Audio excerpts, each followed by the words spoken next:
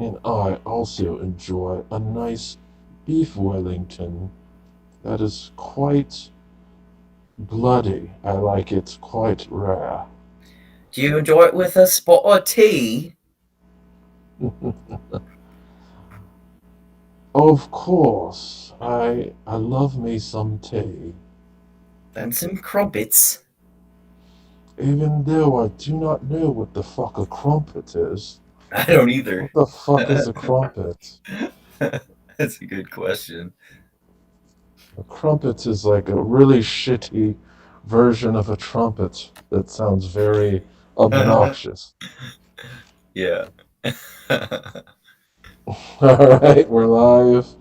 Welcome There we go. everybody. We had a bunch of little small technical and mind-numbing difficulties, but here we're finally up and running. I believe everything is looking good now. Let me just do the last final check here. Yep, we got the nice window. We got the off-center text that says "Blood of Zeus." That is not quite centered, but it is what it is because I cannot center it remotely, unfortunately. That's only something I could do in person. And the other computer that's actually running this is 10 miles away from here. So, Right. let me unplug my phone so we stop that buzzing sound. And let's go ahead and introduce ourselves. I'm the Woke Centrist, aka Dusty Cubes, Dustin Cubit, and we have here. Andrew. Mindgasms. All right, and we're going to talk to you guys about the Blood of Zeus. And am I excited to talk about this series? I know before we started, you were excited to see some actually good anime. I Yeah. remember you mentioning that. Yeah. It's great anime, man. I love it. It's like action packed. The animation is good. The story is good. I like all the Greek mythology and awesome epic battles with gods and stuff like that. It's good stuff. Yeah, so I know right from the beginning, you're told that there were many lost tales of Greek mythology or something of that nature, and this is one of them. So this is not, so to speak, an actual tale written from the time. So this is like a new tale written by the two writers who I believe have Greek heritage. And I'm Oh, trying to okay. pull up their information here, but they have super Greek last names. I know one of them is named Vlas or something, Vlas. Oh, okay. And the other one has a normal name. Let me go ahead. Should have had my notes pulled up before we even started, but that's how unorganized I am. But yeah, so this is a Netflix series that came out in October of this year. It was so highly rated that they ordered two more seasons, and I was like thrown way back because even for Castlevania, they didn't order more seasons right away. They did that one piecemeal. So this it had better ratings than Castlevania. I guess it's because Greek mythology is much more widely appealing, and if you throw Castlevania up there, people are like that are not in the know about Castlevania are probably just going to scratch their heads about that in particular. Whereas you throw in Greek mythology and most people can relate. So this one, it is a original tale. I really did enjoy all the research that went into it because a lot of the characters are actual characters from Greek mythology, and some of them are actually historical figures. So I did do a little bit Oh, of research. So the king that Heron's mom was married to was an actual historical figure. oh, okay. Cool. So yeah, it does draw on some of history and some of mythology, which I thought were pretty interesting. So yeah, we can just run through this real quick. So the first episode, right in the opening, we established that there's like these demons, and there's like a band of soldiers that are hunting them.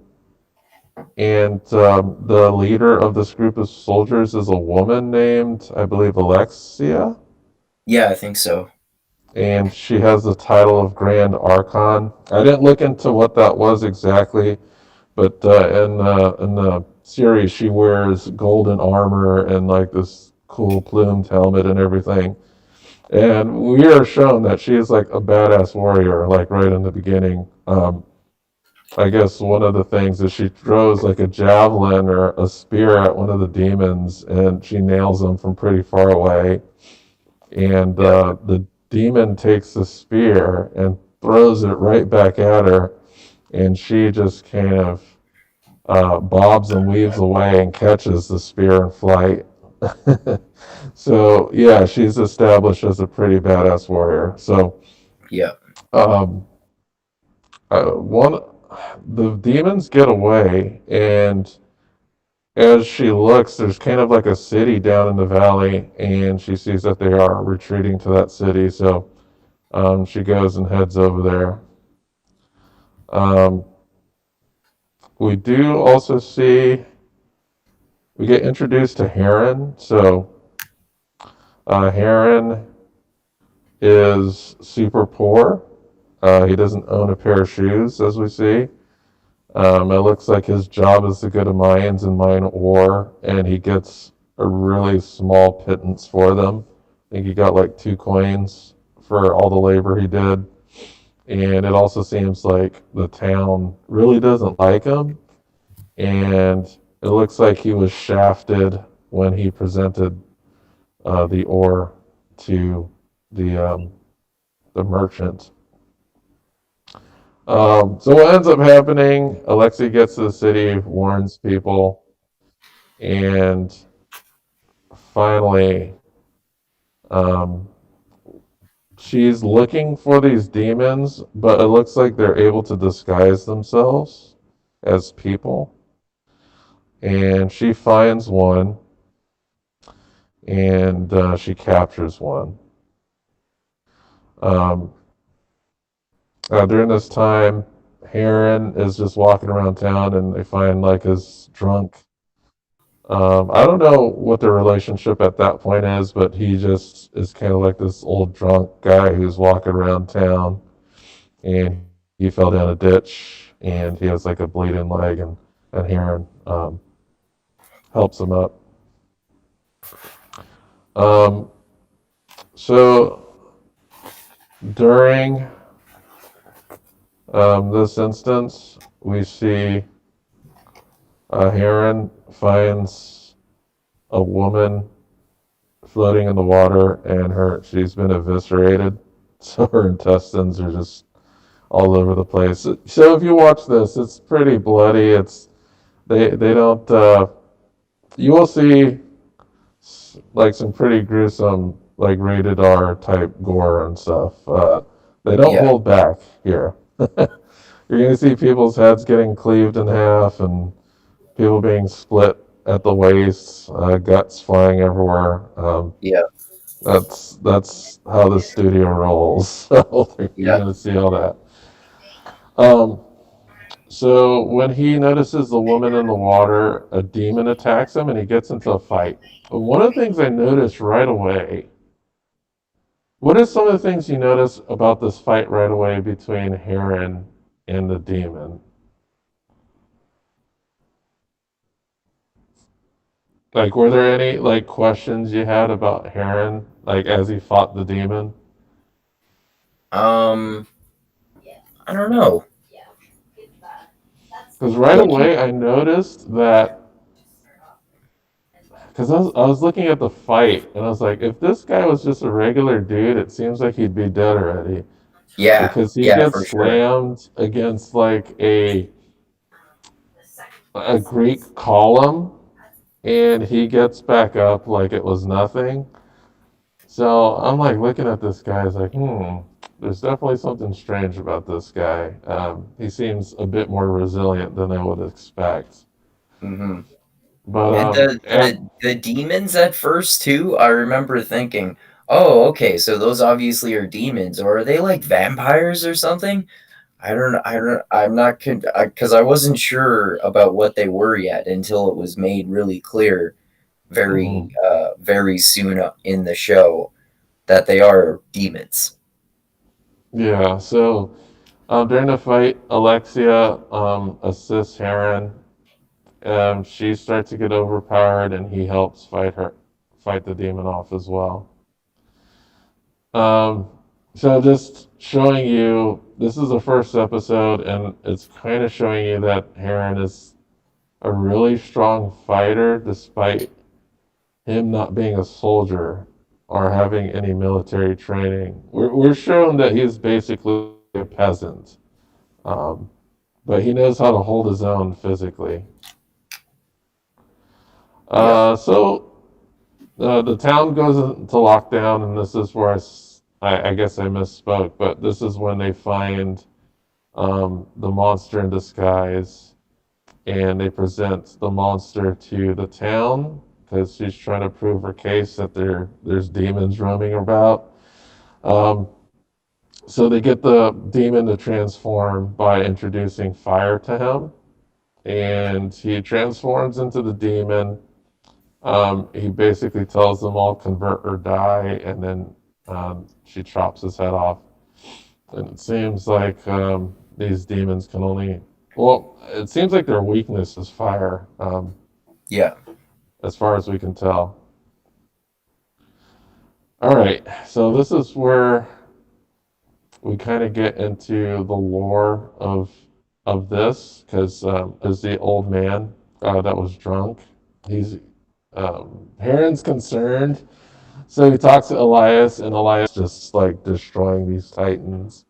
Yeah. And we're basically given the whole backstory to that led up to this, as far as the gods' interactions. So the gods had um, clashed with these titans. Two of the titans were turned to the god side, and they they they were turncoats and attacked their own.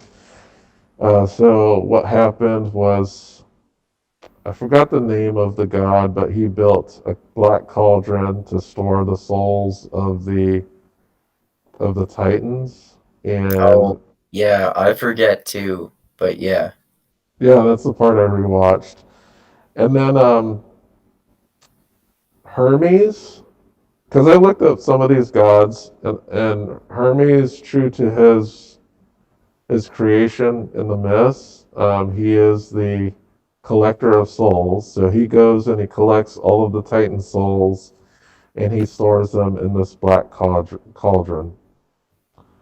So we got this black cauldron, and then to guard the cauldron, Talos is created. So Talos is part of Greek mythology. Um, in Greek mythology, he's described as like a, a very, very tall man made out of bronze.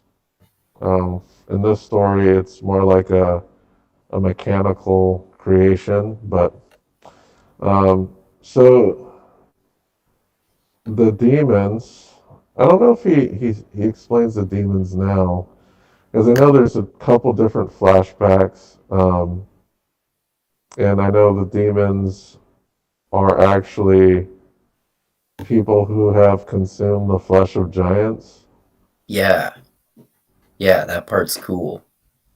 Especially when later on that gets linked to what we even later than that find out are the lies that Hera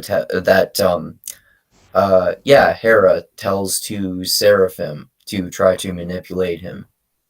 Yeah, there's so much god manipulation that happens in this story, and Yeah. I kind of actually feel for Seraphim, because Yeah, they manipulated shit. Shit got out of hand, and both of their lives were affected by that manipulation.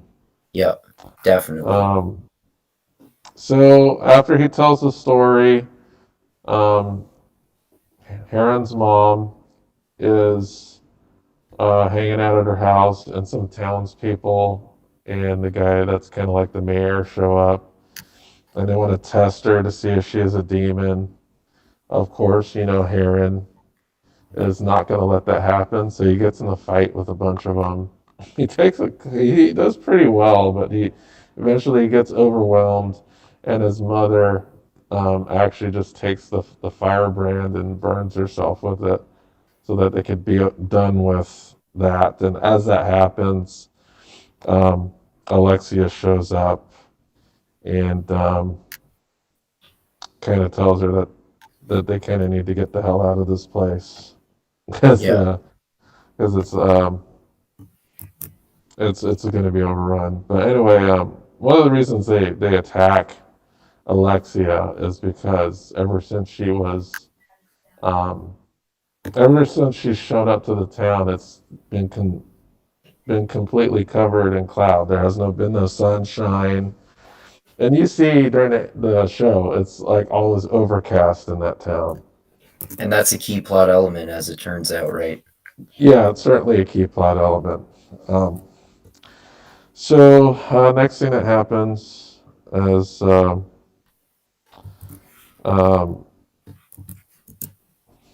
Elias explains that there's going to be a war coming, and he urges. Well, he tells Heron that there's some type of mystical ore or something on the top of some mountain, and he should go and get it. So Heron makes the journey, and while Elias is watching, he's visited by Eris, which is one of Zeus's sons, and it is revealed that Elias is Zeus in disguise. Um, Yeah, so we see this, and that's kind of how this episode ends with that kind of twist. yeah. His Yeah, fatherhood figure slash mentor as he's been growing up has been Zeus, yeah. So king of the he doesn't know gods. this. Yeah, and he doesn't know this. We do know that it seems like everybody knows what's going on except Heron, right? Mm-hmm. Yeah. Throughout Okay. most of the series, or at least like he doesn't know everything that's going on for most of the series. Yeah, that's what it seems like. It trickles in, and then we kind of get the same information trickling in as well. Yeah, All right, let's see if I can find my notes for season two here. Not season two. I'm sorry, episode two. episode two. Episode two. Let's see. Recap of episode two. Uh, shoot. I mean, really, really. Oh, there we go. Sorry about that. Episode two. Hmm. Oh yeah. Okay, episode. All right, so episode two is actually called "Past is Prologue." A Hmm. really odd title, Yeah. but so it opens, and this is like a super flashback. So it opens, and I didn't know who it was at first, but it actually opens up, and it's Heron's mother as a queen in her earlier life, Yeah. and she is given birth. And it's just to let you know, his mother's name is Electra.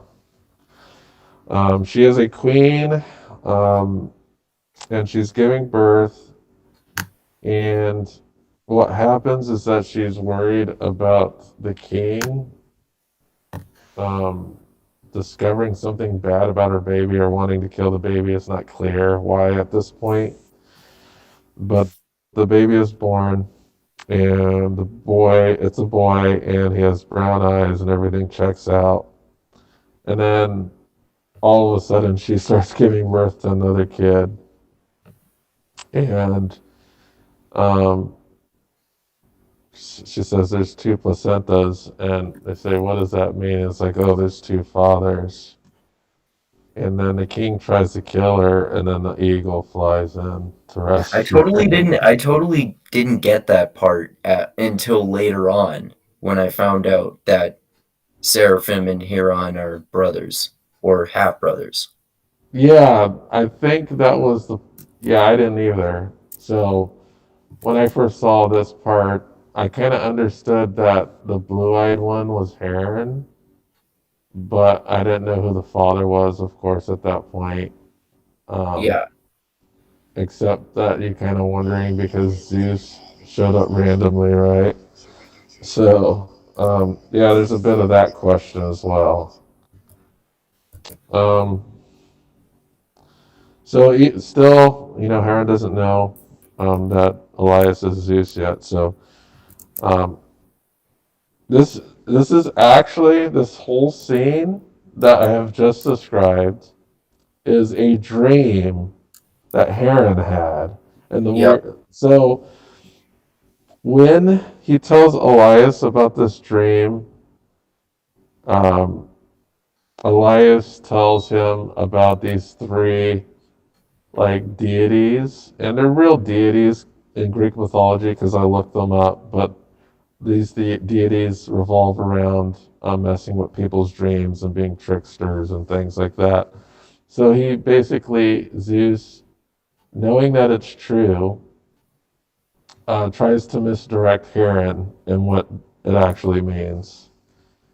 And at this point, we know Zeus is Elias, so we know the motivation is for him not to know the truth, at least. Um, eventually, Heron asks his mom about it, and his mom admits to having married a king. The king was named the Tyrant of Corinth, Periander. I looked up Tyrant of Corinth, and it actually led me to a Wikipedia page describing this guy who was a real dude. Oh, okay. Um, I don't believe he was died. He got killed by his wife, who stabbed him in the eye and pushed him off a balcony. But I think the Yeah. story is just taking some liberties here. Um, Right. so she explains like the affair with Zeus, and that it's interesting how they show it because she explains it as she thought her husband was like bipolar or something of that nature. And then she finally asks what's going on, and he reveals himself to her as Zeus, like the nice version of her husband. Because Yeah. Zeus appeared to her as her husband. Um, he did not appear to her as Zeus. So this Yeah. whole time she thought her husband had like some weird split personality disorder or something. And it's like Zeus basically does this sort of thing because it's interesting because he's like the even the gods are slaves to the will of fate, and even the Mm-hmm. gods have to follow laws. So he has these different disguises around different people to conceal the fact that he's a god, because gods are not supposed to interfere with what's happening with humans very much, right? Yeah, so I know later on it is explained that there is a law that the gods follow, which is why he is being so secretive about everything he's been doing up until now. Yeah. Um, why he's donning disguises. One of the reasons why there's always cloud cover in the police that Aaron and Electra live in is all related to him trying to hide his actions from everybody else. Um, Right. so the story continues. I know when Zeus gets caught, because I one of the things that happened when Zeus turned to Zeus, it caught the eye of Hera, and Apollo shows up And just to let you know, Apollo is actually the Roman name of this god. They did not use the Greek name. I think mainly because the Greek name of this particular god isn't as well known as Apollo. I think the Greek name is starts with a PH. It's like Phobius or Phobos or something like that. Oh, right. Yeah. So Apollo shows up and basically gives Zeus cover because one, he changed form into God form, so that makes him visible to everybody, and he knows what would happen if Hera find out. So he basically switches with his dad to pretend like he was the one there all along, and then Zeus goes up to Hera and says that he was dealing with something with Poseidon. He takes like some seaweed off his shoulder to sell it, Right. but you can kind of see that she's still not satisfied by that answer. Yeah. Like this, like we get into way more in the series about how, this series as a whole is a great expression of that famous anachronism, hell hath no fury like a woman scorned. Oh yeah, this is definitely all based on that Hmm. very saying. I can't like the central that is the central plot of this Yeah. Yeah. entire series. Is like fuck, don't fuck with women's emotions. Bad Yeah. shit can happen. Um, Yeah. so Hera is not satisfied. She still um, suspects something's going on. So she gets the help of like these three. I don't know what they were. I didn't do any research on them, but they're called honor roll. They're like these three things that are chilling up in some tower somewhere, and I guess they do some type of. Oh, okay. Now I know what's going on. Earlier, I think it was the first or second episode. Zeus was trying to explain like those trickster deities that like mess with people's dreams. So that's who Hera goes to, and this is a an actual flashback though. No, this is not a flashback. We're still working on this time period where Electra was a queen and everything. So she goes to the three tricksters and she tells them to fuck with the king's dreams. Um, so she tells them that in his dreams that one of the twins is not going to be his. So this is why he was super suspicious and he came in to check the babies out um, to see what was going on with them. I didn't catch that the first time, but when I went back and watched I it, I was like, missed oh like the yeah. depth of the depth of the meaning behind that the first time. Like the thing with the guy saying that there are two placentas when Heron was born. hmm So so what? This is where we get like the rest of the fight scene. So Zeus straight up. Well, the king was about to kill the blue-eyed child. Zeus comes in. I know he turns a guy into like bloody bits by Yep. throwing a lightning bolt at him. I was very surprised that the king's guards were like so adamant at fighting Zeus, even though they just got fucking obliterated in seconds. Yeah. He just threw lightning at him, and some of them just exploded in the bloody hamburger pieces. Yep. Um, Eventually, Zeus grabs Electra and spirits them away. Problem with Electra is that she sees that her other child is in the hands of the king, and Hmm. Zeus tells her, "Well, he's better off, staying here." So they leave, um, and they are taken to a village. and that is why the fog has not been lifted to obscure where they're at so that Hera couldn't find them. And that's Yep. why the villagers hate them because ever since they arrived, there's been like this dark fog over the village.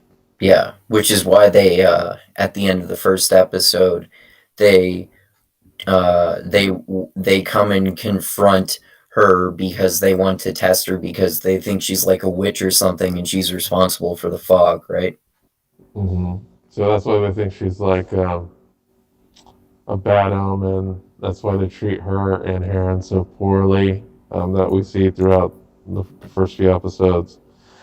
Um, so then Heron asks about his brother, and Electra explains that her uncle, or I'm sorry, the baby's uncle, because the king was killed during this exchange. Right before the king was about to toss the baby off the balcony, Hera grabbed him, stabbed him in the eye, and There's a gave lot of him. stabbing in the eye in this. Did you notice Yeah, that? lots of people get stabbed in the eye, but Yeah. he gets stabbed in the eye, and he gets Sparta kicked off a balcony, um, and he falls to his death while she saves her son. And when Heron asks about his brother, she explains that her the baby's ambitious and greedy uncle kills him, and she weeps because she wished she would have taken that baby with her as well. Yeah. And this He is just never catches a break in this, man. yeah. So Heron is super pissed off because Zeus has been nowhere to be found. He hasn't, he's abandoned them, and he explains that Elias has been more of a father than Zeus would be. And then the mom starts crying, and he puts two and two together. He's like, "Oh shit, he's Zeus." That's the old man. It's Yep. Zeus. Yep. Um, yeah. So that bomb drops right there. So Heron's mad. He goes over to the forge where Elias slash Zeus was making some type of weapon or something. And he started bashing it with a pot, and then he sees the sword. He like touches it and it glows blue, and then he grabs it and he just chucks it. The sword in the stone style, it just embeds itself into some rocks. Yep. While all this is happening, Alexia is trying to find some type of map. Um, well, no, she has the map, but she finds out there's another map in the map, like a secret map. Yeah, and she can't figure out what it is yet. Yeah, and at this point, she says that she needs to enlist the help of Chiron the Wise, who would know how to read it. And at this Right. point, she starts getting circled by some evil-looking villager people, and they turn out to be demons. Um, so, and this episode ends with Elias confronting Zeus. Well, I'm sorry. Heron confronts Elias, who Yeah. then turns to Zeus in front of his eyes. Yeah. Um, and one thing, before this confrontation, I believe Electra and Zeus talk, and Electra tells Zeus that he fears Hera more than she loves her, which is, I think, rightly so. We know what happens at the end of this series, so I think that was actually pretty good judgment on his part. Yeah. But anyway, Zeus and Elias meet. Yeah. A huge part of the conflict of this whole series is that Zeus has been way too much of a horn dog. Yeah, but I think that's his character because I was like doing some research on Zeus, and apparently the vast majority of his children were basically like out of Bastard wedlock. demigods. Yeah, they're all. Most of them are bastards. Right. Like the vast majority of them. Um, but anyway, yeah. So he confronts Zeus, and Heron doesn't want to see him ever again, and Zeus just kind of looks around and he disappears. And right after he disappears, Alexia shows up and there's like a three-headed dog running after him. Yeah. There are some cool fucking creatures in this, man. Oh yeah, so the three-headed dog is named Cerberus, and it is a Greek mythological creature. But I believe it's like a hound from hell well, from Hades, Yeah. if I'm not mistaken. That's in Dresden Files, right? Remember? Yeah, Cerberus is in Dresden Files. It's when he meets Hades Yeah. in in his realm. But yeah, so that's where that episode ends. The next one coming up, let me get to it here. It's called uh, The Raid. So this is a pretty crazy episode. um, so this is where all the shit starts to hit the fan in this series, at least for Heron. Yeah. Um, it gets horrible for this guy. I feel really bad for him. I feel bad for Zeus too, because there's a lot that happens. So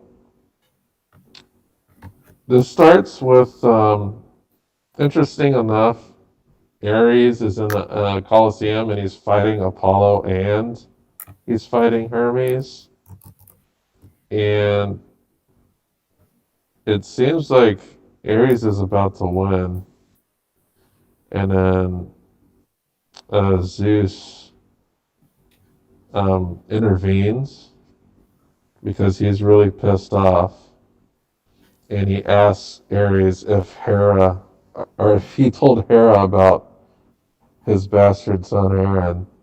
He's really bad at following his own rules. Yeah. So Hera appears and tells Zeus that she knew everything anyway, and afterwards, Hera asks if he'd ever loved her, but he also admits to loving Elektra as well. And Mm, Hera vows to kill Elektra and Heron. Hmm. yep.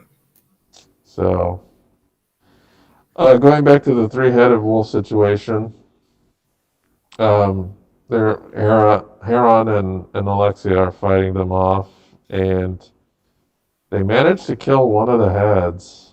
So they impale it and they get stuck in the ground. They're surrounded by demons, and Alexia wants to make sure everybody evacuates the city. As Alexia is leaving, Heron is trying to find his mother, and the leader of the demons attacks Heron with the what do you want to call it, a bident. Yeah. So this bident, I didn't understand until the end of the series that, oh, it's called a Biden because there are two of those pointy things at the top of it instead of three.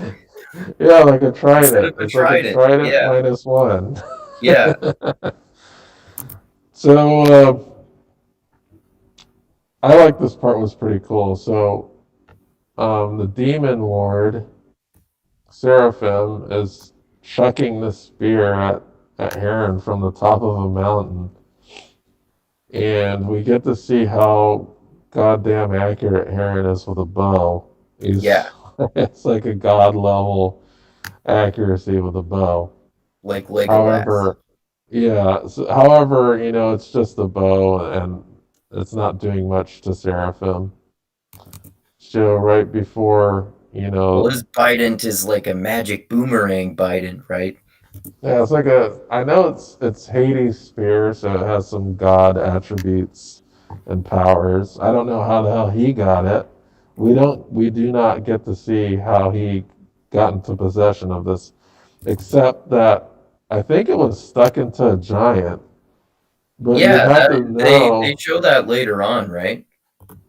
they do, but I don't know why Hades would just leave it chilling in a giant. You know, it's a powerful weapon. I don't get it unless he had it there for a reason, which Doesn't we it can't seem like suspect that. maybe Hera led him there because she knew it was there at that time? I'm not sure. Because I don't know if her manipulations go. I don't know if Hera had placed it there because it was Hades' spear. So it's hard to know. No, no, no. I I'm mean, like guessing we'll find maybe, out more. like maybe for some reason that we don't know and we're not told. Maybe he had put it. He had happened to put it there, and she knew that somehow, and so she told him so he could go there and get it. Maybe Mm. that's just my total speculation. Maybe we might. It may be. I think we're only going to find out second season what Hades' machinations were in this whole Yeah, thing. that'll be Because he, interesting. yeah, because he seems to be have he seems to be someone who has been doing some other manipulations that no one was aware of, but we won't see until the next season, I suspect. So yeah, during this little fight scene with Seraphim, Heron is receiving psychic, I guess, instructions from Zeus. Heron wants to stay and fight, but Zeus urges him that it's not the right time and for him to flee, to run out of the city. Next thing we do see that the town panicking, and they run. Um, the villagers are fleeing, um, and eventually they get rounded up before the mine. But Seraphim arrives and collapses the entrance to the mine. He starts to question the villagers, and he asks for the leader, and he offers some type of amnesty to the leader. And the cowardly mayor comes out and he says, "Oh yeah, I'm this, and that," and he ends up being cousin to. This is what we don't know at the time, but he's cousin to the man who gave Seraphim his scar on his eye. Right, right. And Seraphim begins to say how much he hates nobles. And as soon as he hears that Alexia's whereabouts are they're close to finding her, he stops questioning the guy. And just to let you know, this guy has been an asshole to both Heron and his mom throughout the first two episodes. The guy's relieved, but then Seraphim retrieves his bident, and it cuts to two and a half at the waist. Yep. Um, next thing we see is Hera and Zeus arguing, and the other gods have gathered on her behalf, and Zeus is continuing to try to manipulate things, but we find out at this point that there is a law that they are not supposed to act on the behalf of the humans. Like they're just there to watch. Um, so while this is happening, while he's arguing with Hera and everybody is going against him, um, the thing that's happening now is right before this, Hera sent a cloak that Alexia had been wearing off to the area where Electra and some women were hiding. Yep. And this was to so that the hound would get the scent of Alexia and find Electra in the process. Zeus sees this, but he can't do anything because he's confronted by all the gods right as she finishes this action. And the law is that if they interfere, it's death. And he almost proceeds to do what he wants to do, but it seems that Trident stops him, or not Trident. That's not his name. That's the Little Mermaid King. Oh yeah, Um, um, no, not Trident. What the hell is his name? It's not I forget. Neptune. That's the Roman version. Poseidon. There you go. Oh yeah, yeah, Stops yeah. him. Of course. Yeah, yeah. And so what happens is Seraphim finds Hera during while the guards are arguing, kills her as Heron watches. Heron goes into, I guess, a blind rage and starts attacking Seraphim and is holding his own at first, but then Seraphim, we could see that he's probably has more technique in fighting and things like that. So he he knocks him out.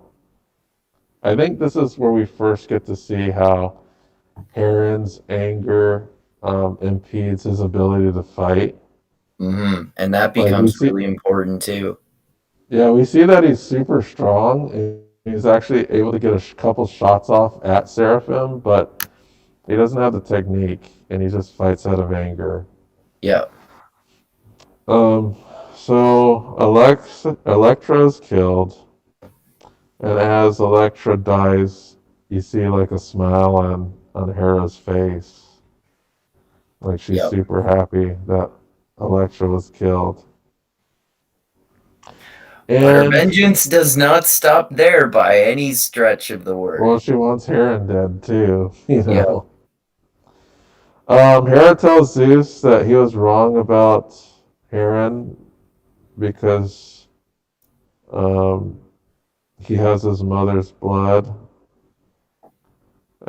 Which means is I think she was going to kill Heron, but she's trying to say that she was satisfied by Electra's death. Um, so yeah, the ending of this episode was like, holy shit! Like we yeah, have Heron's mom dying, um, and Zeus had the watch, and he couldn't do a damn thing about it. yep, Because after he finished arguing with the group, he turns around, and Electra is already dead, and his son has been captured by Seraphim. right. I think the next thing that happens is he talks to Hermes, but I know the resolution of that comes at the start of the next episode. So let me go ahead and pull that one up. And the next episode is called "A Monster Is Born." So this one is all about Seraphim and his Yes, backstory. But before we get into that, Zeus goes down, and I forgot to tell you that Zeus did intervene. He's been intervening a lot. yeah, He also helped to hide Alexia from the mob by growing his signature blue roses and hiding her presence. right, But at the beginning of episode 4, she comes out of her little hidey hole, and she goes through the woods, and she sees that like everybody that Seraphim had talked to was slaughtered, and she sees everyone's dead bodies, and then she sees Zeus. Well, not Zeus, in the form of Elias, right, kneeling down next to Electra's body, and Elias lets her know that Heron has been captured. Um, so we get to see something about like the afterlife in Greek mythology. So um, Zeus puts two coins over Hera's eyelids, And then shortly after that, Hermes shows up and he draws her soul out of her body. Um, they just have, they don't talk. She sees her dead body on the ground and realizes what's going on. Because they don't exchange words, if I'm not mistaken. No, I don't think they do. Yeah, so she is taken by Hermes to the land of the dead. We see the ferrymen take her, and before she's to Cool that the cross over, ferryman is like a boat creature of some kind. well, it had the weird thing about it,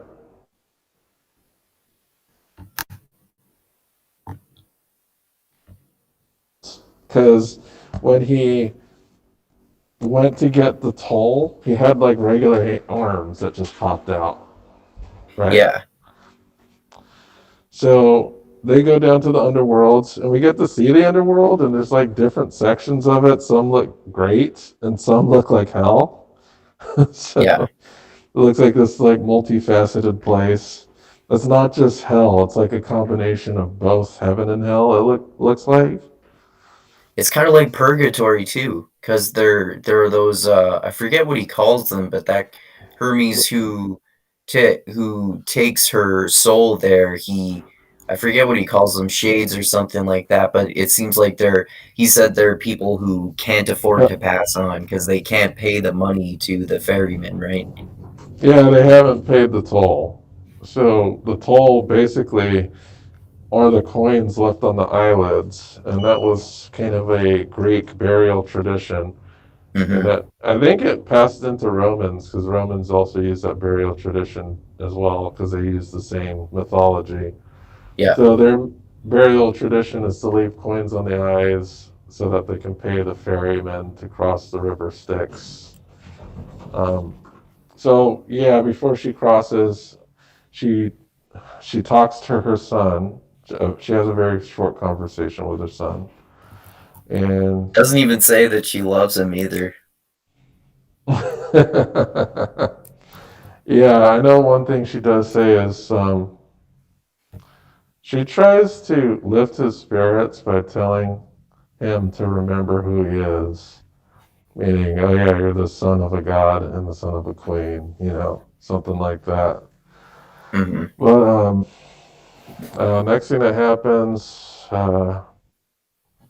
we see Hera, and she becomes all consumed with this mission to destroy Heron. Um, Heron gets locked in the cage, and he's being sent. Serum is sending him to Hades, and I didn't know this. I thought that they were going to kill him or something, but apparently he had been in league with Hades this whole time, and I didn't know it. So Seraphim is also hunting down Alexia. So he leaves them at the boats, and he what happens next? I don't remember exactly. Yeah, it gets complicated here. So we know that Seraphim is hunting down Alexia, and then oh yeah, this is what happens. I remember. Seraphim corners Alexia, and I think he like stabs her or something, and she heals up really quick. And Yeah. then and then it's revealed that she was Hera. So she was manipulating um, Mm-hmm.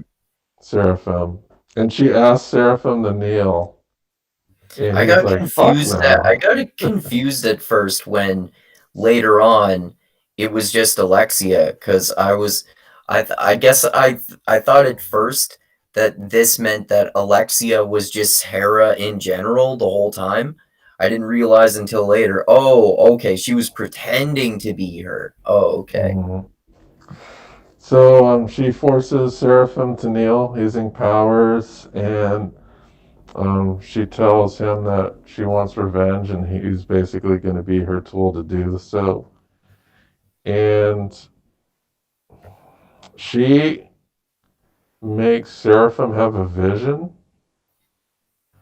um, to prove that what he knew about his past wasn't all correct. So we get to do the flashback here with Seraphim.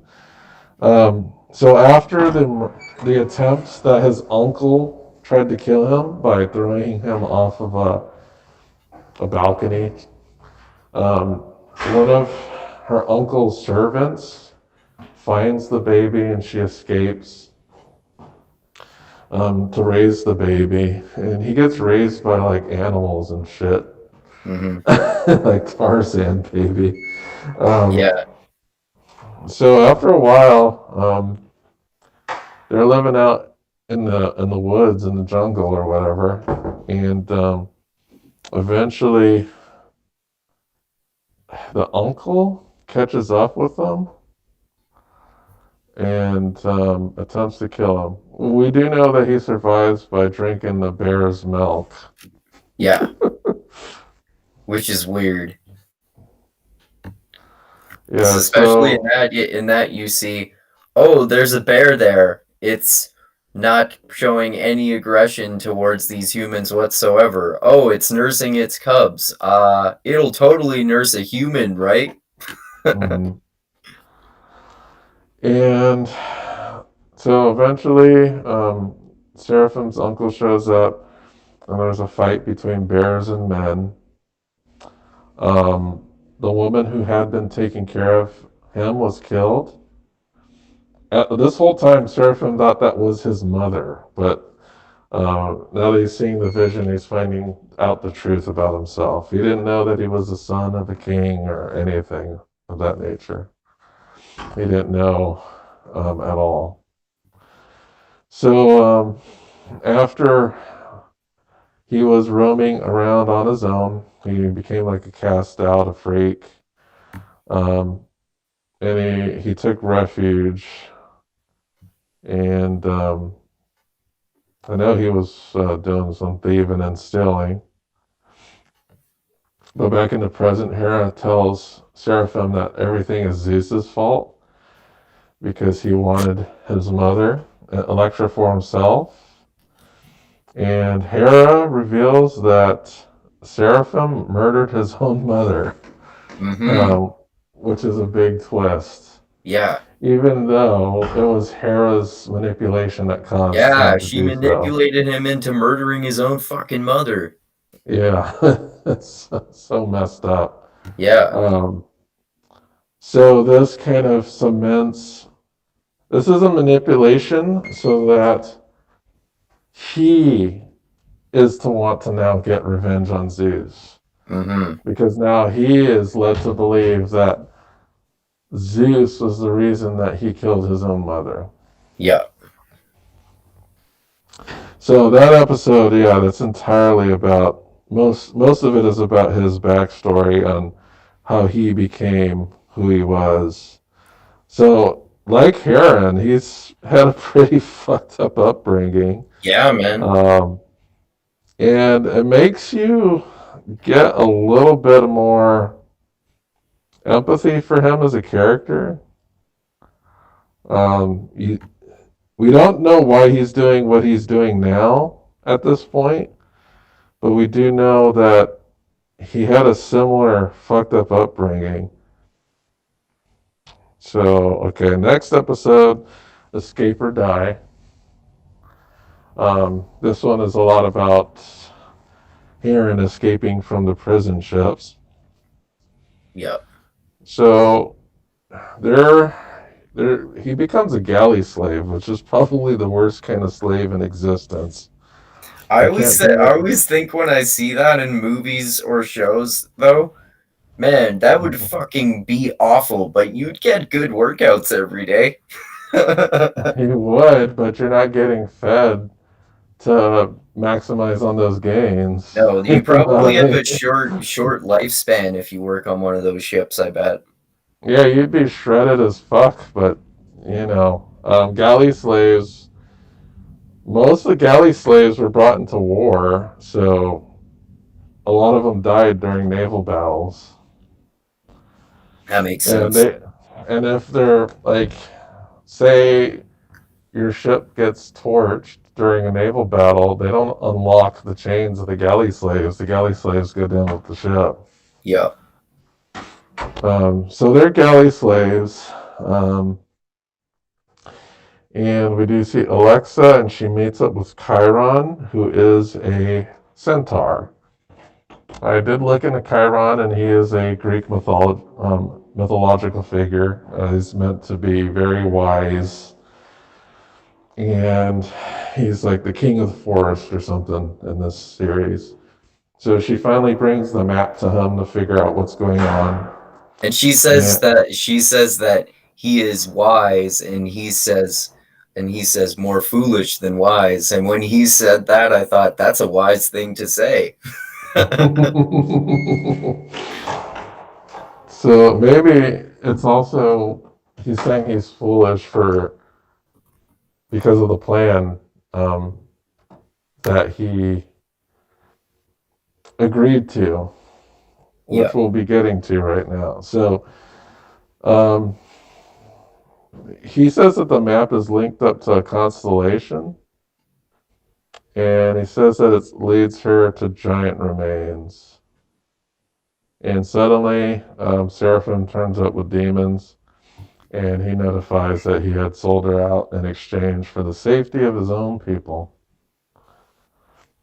Yeah. So Alexia tries to fight her way out, and before she is about to be killed, Chiron protects her and calms her down. At the same time, he is creating another map, I believe, or at least a relief of the map or a recording by smashing it into some mud or something like that. Yeah, I was confused about that. I thought it meant that he was trying to ruin the map, but obviously we find out later on that that's not the case. Yeah, he was trying to make a copy of it, apparently. Yeah. Yeah. Um,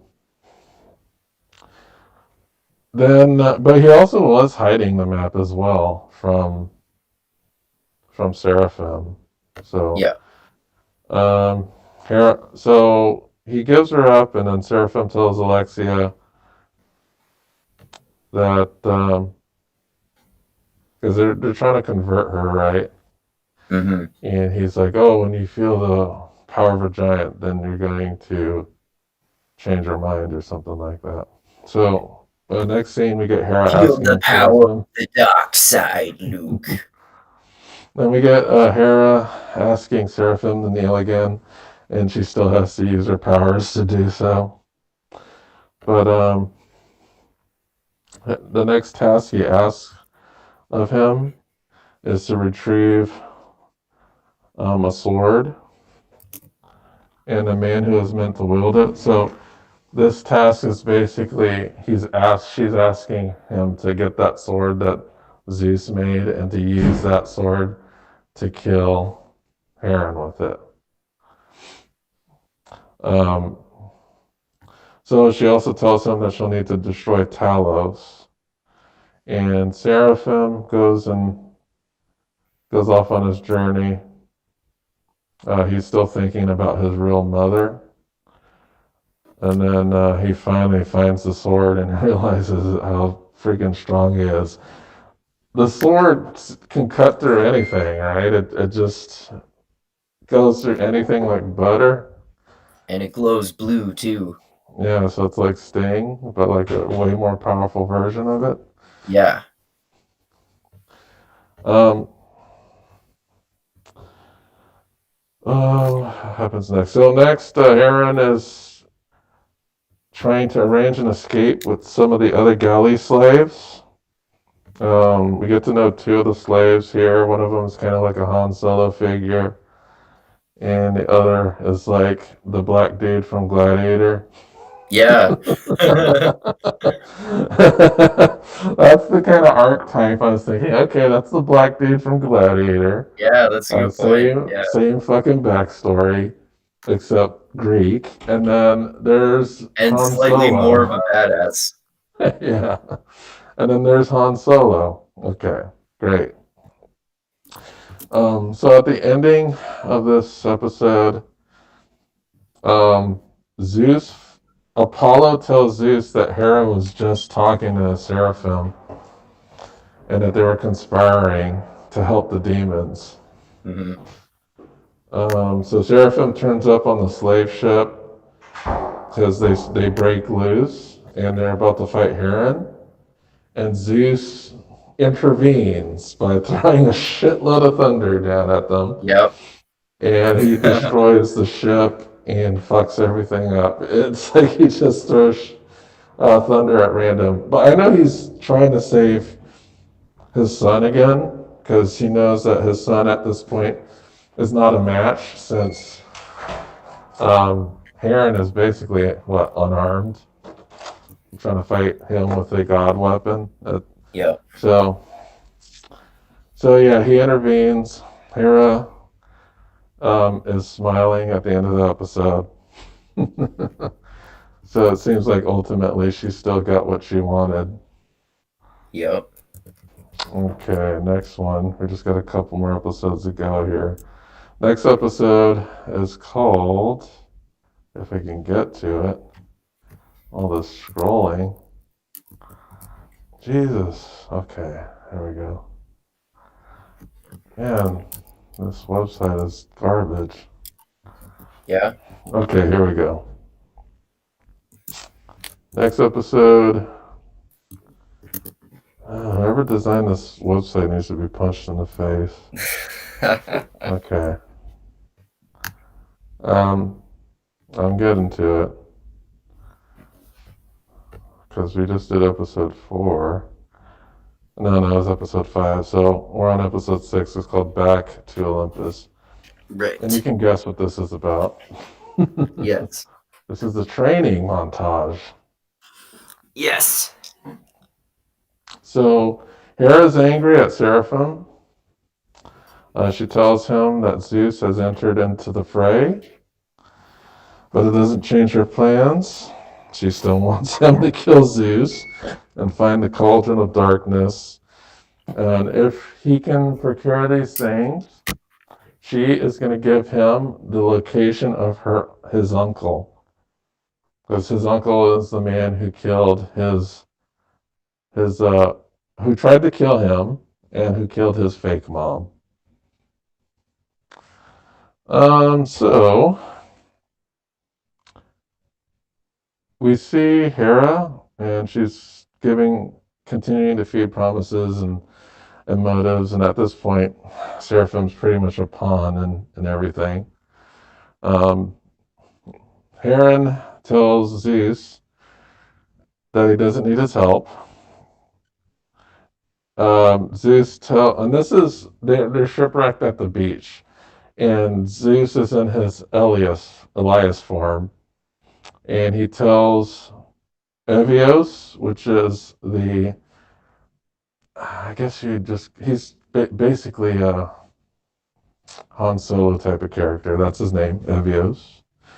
And Yeah. Kofi is the black dude from The Gladiator. And he tells both of them to accompany Alexia to Meladono to make up for their past sins. At this point, we don't know what their sins are, but they kind of look at each other and they kind of agree to do this task. Um, and they're tasked to find and burn the giant's remains. And when they do so, the demons will fall. Heron wants to kill Seraphim, but Elias has a better idea. And he whistles, and large bird lands to Heron. I think it's more like a griffin or something. And he climbs on it, and they fly to Olympus. Um, so now that Heron is in Godland, Hera is super pissed off. Some of the gods are not amused that they brought him to Olympus. He is called a bastard by some of the gods. Uh, and Zeus, in the presence of everyone, brings up how she is conspiring against him. And Zeus lays the blame on himself and admits that he had wronged her. And then he asks her for forgiveness. And she gives him a condition. And the condition is to kill Heron. And Zeus is like, fuck that. That's not going to happen. Um, so, so now Hera is on the one path, the path of war. And then we do get to see Heron train, and he trains against like this giant robot who kicks his ass repeatedly. Zeus is super frustrated. Um, he's like almost giving up on Heron. He tries to have like a pep talk with him about how his anger is not helping his training and that he needs to look within, right? Look inside. Kind of like the flame in the void or something. Yeah. He eventually starts to get it, and he does defeat the giant robot. Um, Zeus tries to have a conversation with Heron, and he confesses that he has never been a good father to anybody, and but he says he wants to try with Heron to do his best. Um, let's see. Zeus also tells him that Seraphim is his half brother. So he did not know this until now, Yeah. and it kind of blows him back a bit. Yeah.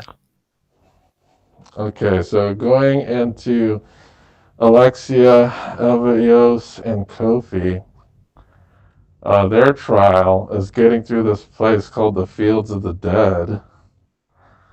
So she has a bunch of her soldiers with her. There's Evios and Kofi and a couple other of the galley slaves with them. So the trick about this place is you can't look back. Everyone that looks back seems to get turned into some type of, I guess, turned to stone, or I don't know what you would call it. But they basically get killed. Anyone who looks back dies. And it looks like everybody who looks back, or during the whole ordeal, everyone is faced with some type of personal fear. Those who realize that it's all fake seem to get through okay. Those people who get caught up in it seem to die. Yeah. And they get like they're basically getting like getting manipulated, or they're attempting to get manipulated by like visions of dead relatives who make them feel guilty about things, like as we see happens with Alexia, right? Mm-hmm. Yeah, so of course, she survives it. Um, Black Gladiator and Han Solo survive it. Um, I think a couple of her soldiers survive. Plus, like that barbarian dude, I think he survives as well. He was one of the galley slaves. Um, but before then, we do see that Heron gets called by the Fates, and then he must go alone. So he gets taken into this building where he's talking to like these three witch ladies. At the end, the Fates, he tells the Fates that he believes in free will, and the Fates inform him that free will and fate coexist. And they basically show Heron his thread, almost like he's a thread in the pattern, and Yeah. that a lot of the fate of the world rests with him but he must harness his divine strength. And he sees a vision of Alexia and the others in huge trouble at the fields of the dead, and Mhm. he runs out of there. Zeus tells him he's not ready, but he goes anyway, and he takes the griffin and flies over there. And the fates are really interesting too because we find out more about it later on, but it's like they're they're the gods that control the gods that even the gods, like including even Zeus, have to obey, right? Yeah, they're like, it's almost like the wheel on the wheel of time. Yeah, yeah, it Like is. they uphold the order of the gods, it seems like. Yeah. But yeah. So next thing, scroll to the next because we only got 2 more episodes left here, and this is like the worst site that's ever existed. Um, there's so many freaking ads. Okay, it's like one of those sites where there's a shitload of ads at the bottom, and because whoever made the site designed it quite poorly, I gotta scroll all the way to the bottom. Jesus Christ. To get to your notes for each episode. Yeah. Oh, Jesus. This is so annoying. I'm probably gonna make sure to scroll all the way to the bottom the next time. Okay, chapter 7. Um, chapter 7. What happened? Oh, this isn't it. Crap. Hold on a second. I just want to punch this person in the face. Like, if What I is ever it saw that them. what is it that you're using? I'm using a blog that has notes and a recap of everything. That way, Okay. it just basically reminds me of what happened so I don't get out of order Right. when I'm talking about what's going on in the show. What I do know, because it's going to be a while before I get to it, because this site straight up sucks. At the beginning of the next episode, I believe Heron shows up, right? To save the day. Yeah, I think so. So the people who survive the ordeal, the lands of the dead, they get to, it looks like some type of labyrinth, like I guess it's the opening of a labyrinth. Something like that. And there's some type of large guardian that is sitting there with a huge, nasty looking weapon. And he is blocking their path. And it looks like they have to go into this opening to proceed. And as they're I think someone throws a rock at the Guardian. I forgot who. I think it was Han Yeah, because Solo. they saw illusions in the fields of the dead, so they want to make sure that it's real, right?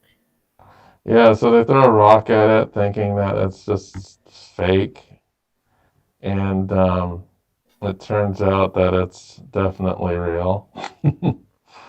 And Yeah. they're like, "Fuck! How the hell are we gonna get past this?"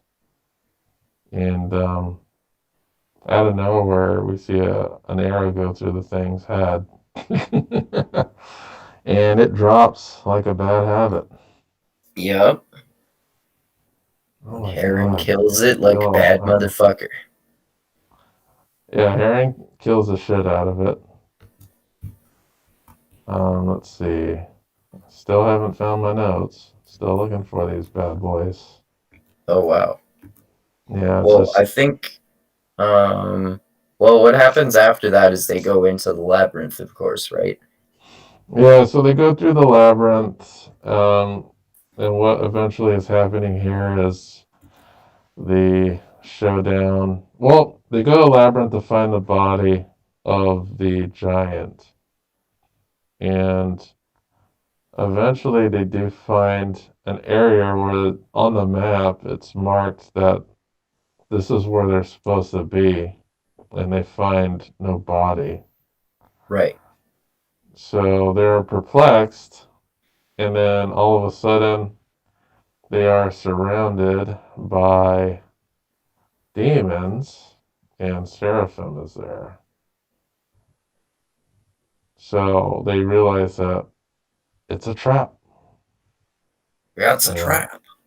it's a trap. If I were to quote Admiral Akbar, right? Yep. That's a trap. Um, but before that, I actually found the notes. All right. Okay. Okay. Um, so it's actually this next episode where they do a focus on Alexia and her group. The last episode, we didn't actually see a lot of what happened. We saw them going off into the fields of the dead, but we didn't see what was going on. So they get through the fields, and Seraphim finds Zeus. Like there's an assassination attempt on Zeus. I forgot to mention this. Yeah. And um, he finds Zeus and he manages to pierce his flesh. And then he cuts off Zeus's head. And then this Hera congratulates him, and it's all a dream. Yep. It's a dream, and one of the Oneri and Zeus tells Seraphim that Hera has been filling his head with bullshit and lies, and Zeus admits to underestimating his uncle's greed. So he gives Seraphim visions of all the times that Zeus helped him, and Zeus reveals that it was Hera was the reason that Seraphim's mother died. Yep. She lied. So Zeus gives him a coin, and the coin is supposed to tell him where to find vengeance on his uncle. So as soon as he finds this coin, he's like, hell yeah. And then he goes and looks for the uncle.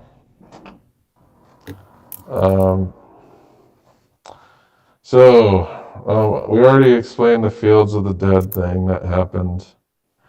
And during this, Seraphim finds his uncle. The uncle knew that he was going to be found out one day, and he'd been living in a cave for years.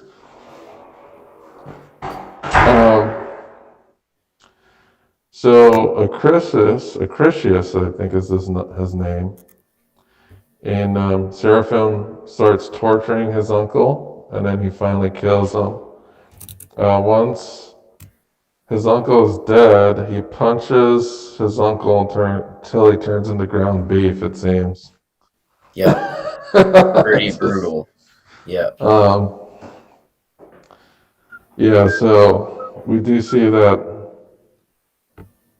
because of the emotional impact, how much of an extreme psychological, like how much psychosis it put Seraphim in, like this whole revenge plot that he's just punching on a dead corpse for like a minute and Yep. turning it into like bits and pieces.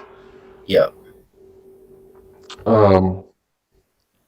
So next thing we see, like we said before, Alexa and everybody are in the deep to burn the giant's remains. And then Seraphim shows up with his army there, and he actually proposes something to Heron. And his proposition is that they are to take down the gods themselves, and they are not to be manipulated by them anymore. Join me. We'll take the empire for ourselves. Yeah, so he's pulling the whole Darth Vader thing there. But Heron is so pissed off that Seraphim killed his mother, he rejects that proposal. They start, a fight ensues, and the group flees from the demon army. and they all hop on top of a big ass bird and escape. A lot of the people who showed up with them at this die. Very few get out alive. Yeah.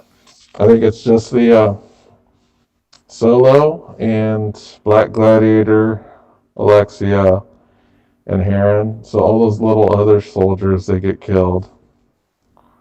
Yeah. So at the end, Apollo actually tries to fight Hera. Um, but she dispatches him pretty quickly. Seraphim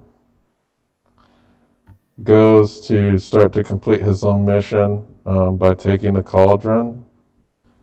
He's attacked by Talos, and it looks like he's actually going to be defeated until he starts using the Zeus sword on Talos.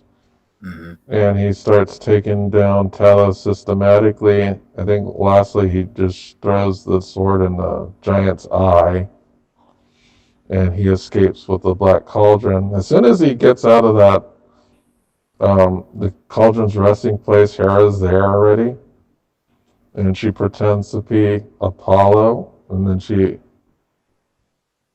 no, I'm getting ahead of here. Well, she is already outside, and Hera asks for the cauldron, and I think she does a little bit of a demonstration on what it does, and we see that red beams go into the ocean, and the giants just pop out. And this is, as a viewer, we're just like, oh shit, she's called the giants back.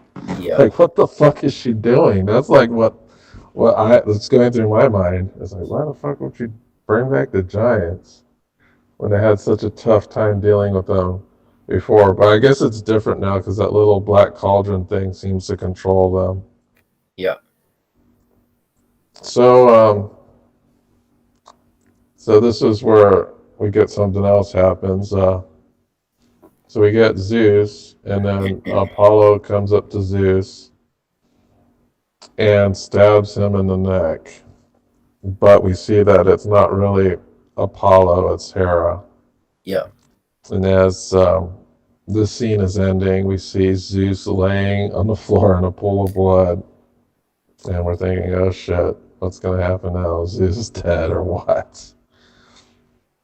Yeah. Then we get to the last episode, which is epic as fuck. Yep. And I don't know, it's like fuck gods tearing shit up, I guess, is what they should call it. Gods versus gods and giants using Yeah, magic gods versus powers a on each giant. other and magic weapons, and humans and demigods using magic weapons too. Yeah, so it's a big clusterfuck. It's a war, right? Yeah. So, I don't know what's the title of the next chapter. I don't know, maybe it's just called the ending. But opening of the final episode, we see the giants walking through the water, through the ocean. It's almost like a recreation of the first scene that we see about the giants in the first episode. Yeah. I know when Hera raises the giants, immediately one tries to attack her, or at least two, I think, try to attack her. And she recalls their souls to the cauldron, which demonstrates to the other giants that she has power over them and that she is to listen to her commands. So next thing that happens, she tells all of the giants that they need to help her to kill Zeus. And then in return, she'll give them command over the sea. And this is her last, I guess, ditch effort to get her revenge on Zeus. So Zeus, we get to see him on the floor, bleeding. His eyes get super electrified, and he gets hit with thunder, and that wound in his neck heals up. Yeah. At this point, It's like Poseidon, who that reminds me too. Like at the end of the last episode, before we even find out that Zeus is still alive, Hera is making a deal with the giants to kill Zeus. So that made me think, well, what the hell was the point in her stabbing him in the neck if she seemed to have known that that wouldn't actually kill him anyway? well, I don't think that was the plan. I think she knew that she failed. I think she was trying to kill him. Oh, okay. I Well, knew how what did she know I, that she failed? because I don't think simply stabbing a god in the neck is going to kill them. It seems like you need to do a bit more than that. Yeah. Um, I think she was probably planning to do a bit more than just stab him in the neck. But I do believe she saw that she had failed, that she didn't actually do the job. I don't think we knew that at the time, but it seems like she knew it. Okay. So Zeus heals himself. Poseidon, who had previously joined Hera's side, is now like, what the fuck? She offered her the giants my domain, so now I'm with you. Because she said that the sea was going to go to the giants. Um, so he gives Zeus a suggestion on where the cauldron is, and Zeus gathers the rest of the gods that are with him and lets them know that they need to prepare for battle and they need to cause a diversion in order to grab that cauldron. Um, During the meeting, Heron offers himself to be the one to go after the cauldron. I knew he Um, was going to do that. yeah, I did too. But Zeus is like, no. But he's like, yeah, but we're unpredictable. They don't know what we're going to do. So he finally just lets Heron handle that part. Yeah. Um, because they don't expect that Heron would be the one to go after it. They probably expect someone like more powerful. Someone like they would have expected Hermes to be the one. Yeah. Because I think he was going to offer it. And then Heron bumped in and was like, no, I'll do it. So the giants arrive. There's a lot of anticipation. And then we finally get to see what the bad deed that Han Solo and Black Gladiator committed. And that was that they actually were the impetus on how Seraphim got his army because they sold the giant remains to him. And Heron tells him, well, now it's time for you guys to redeem it. Instead of getting super pissed off, Heron's like, okay, now it's time to redeem yourselves. The first thing they do is they fire at the giants, and the war begins. And Zeus tells Heron to show the world who he really is. So there's like a big build up here. Let me handle this really quick. Hold on a second. Okay. There is epic music leading up to the epic war, of course, with the epic drums. Da, da, da. Was it? Well, there's a lot of epic music in this series. Mm-hmm. A lot of like orchestral, like really heavy stuff. I think it's all orchestrated. You don't see any like electronica or any other weird genres thrust into there. The score No. seems to be all orchestral type stuff. Yeah. Um, so they focus on the retrieving the cauldron. The giants reach Olympus and they're causing havoc. Of course, you get to see all the awesomeness of the gods and how they're dealing with everything. See Zeus throwing down lightning. But it looks like they have a plan, right? So first, their plan is to retrieve the cauldron. Heron goes onto his mission. He jumps onto his griffin, and they suspect that the cauldron is. So they go to the campground, and it looks kind of sparse. And they're like, oh, we're not finding anything here.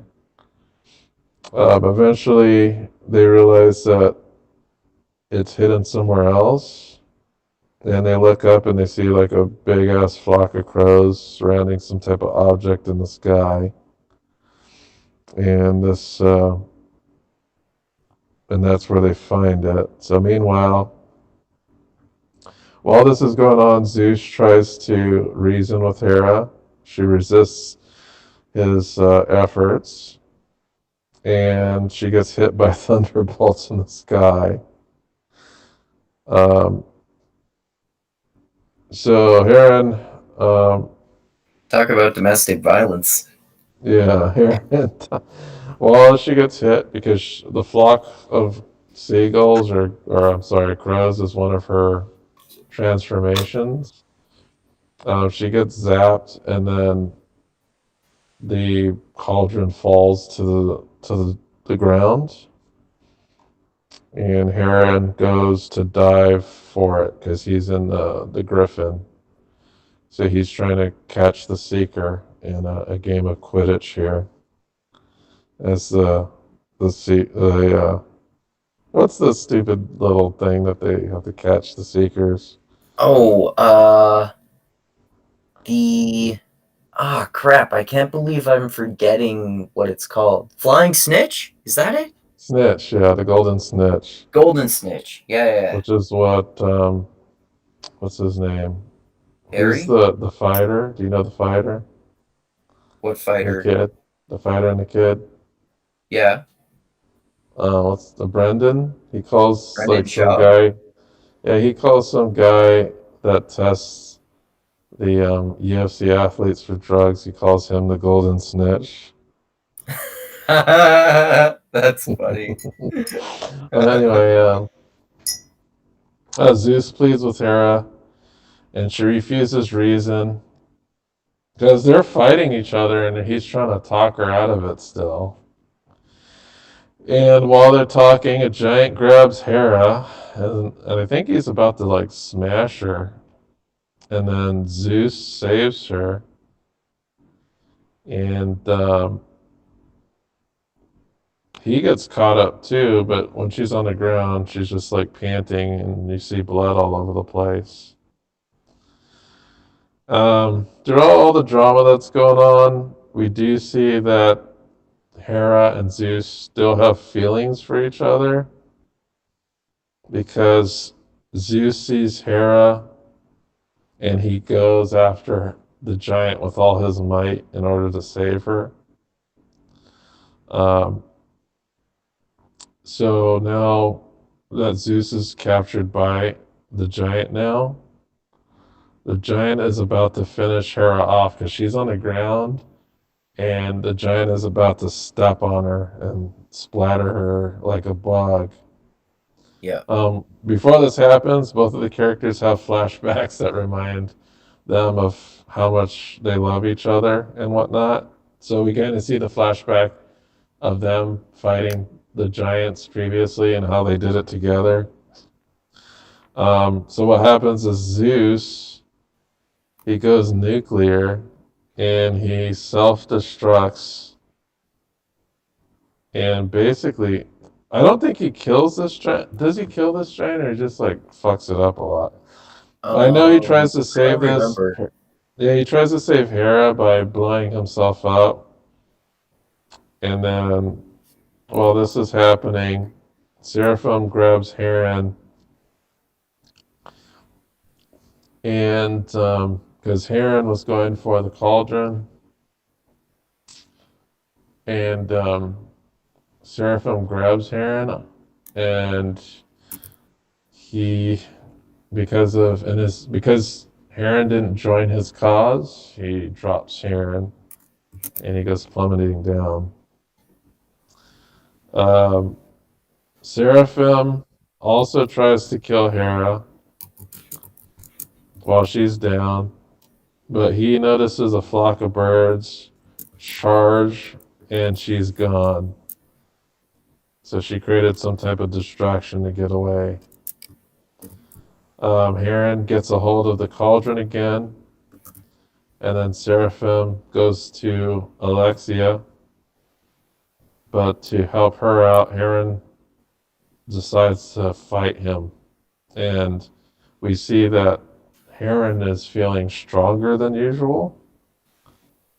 And then we hear the disembodied voice of Zeus telling Heron that now it is time. So through a lot of the series, Zeus had always stopped Heron from getting into any type of combat with Seraphim.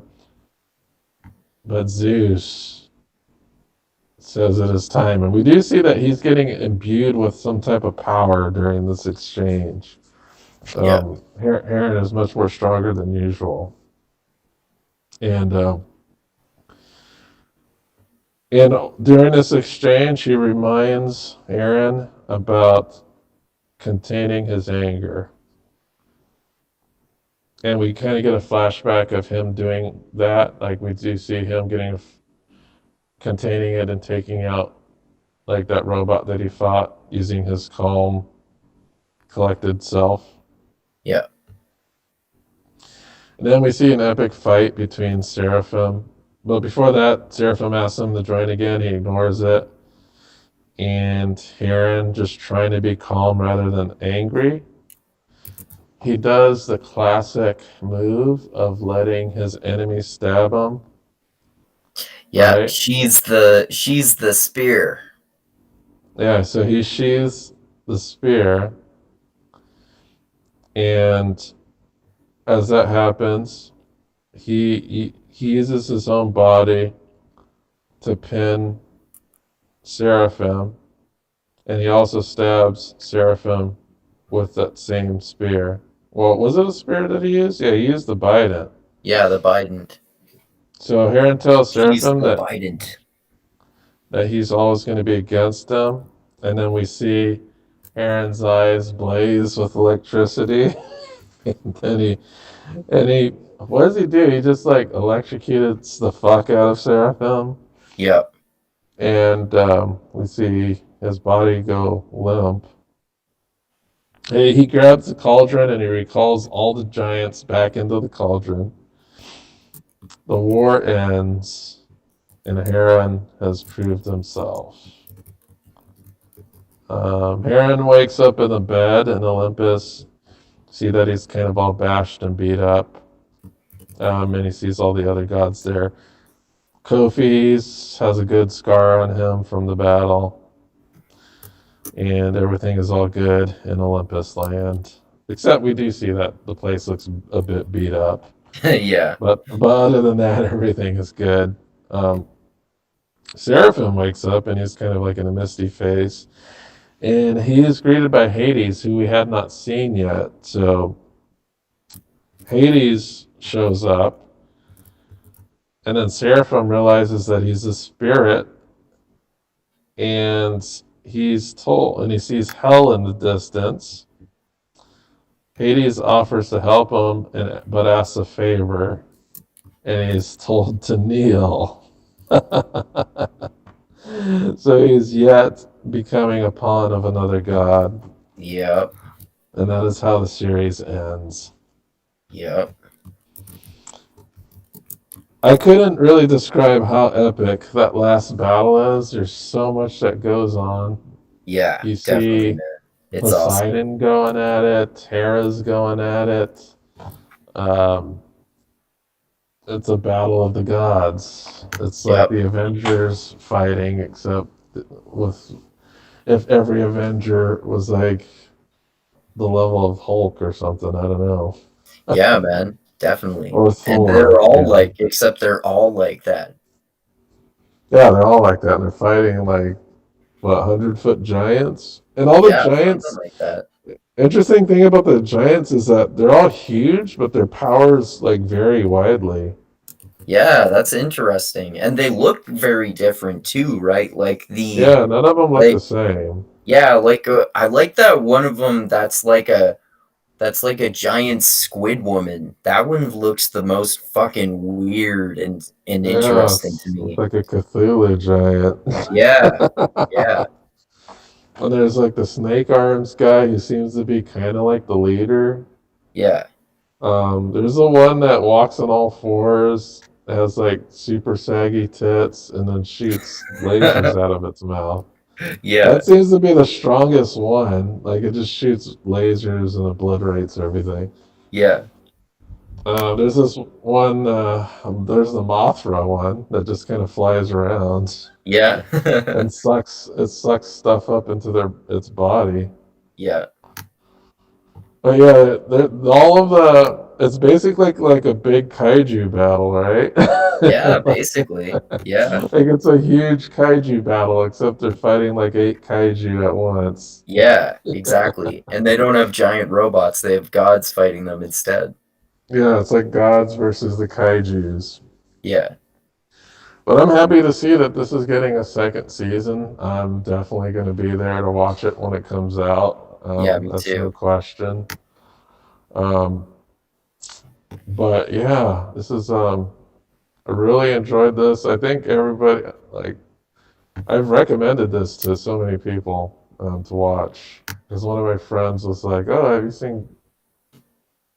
No, I asked him because I had just watched a couple episodes and I asked him, "Hey, have you seen this?" And apparently he binge watched it before I even got to finish like the first couple episodes. Like, oh, this shit is awesome. You gotta finish it. It's like, okay, I'll check it out. Cool. But yeah, it's I love Greek mythology. It's so fun. Yeah, it's fascinating. I love too how how human the gods are, how like we find out at the end, for example, that even Zeus had a father, and even gods can die and can be killed, and they make mistakes too. Yeah, they have It's all these bastard kids, yeah, yeah, exactly. and the fallibility of the gods is really interesting. And that fallibility of the gods is written into Greek mythology. So Yep, yep, for it's sure. in their mythologies, their gods were very flawed. Yep, They definitely. weren't these all powerful, omnipotent, and all knowing beings. They all had their own flaws and things, which I find very interesting that their gods are very close to behaving like humans than Yeah, anything else. yeah, exactly, definitely. It's as if It's we took the Avengers and we started worshiping them as yeah, gods. exactly. Yeah.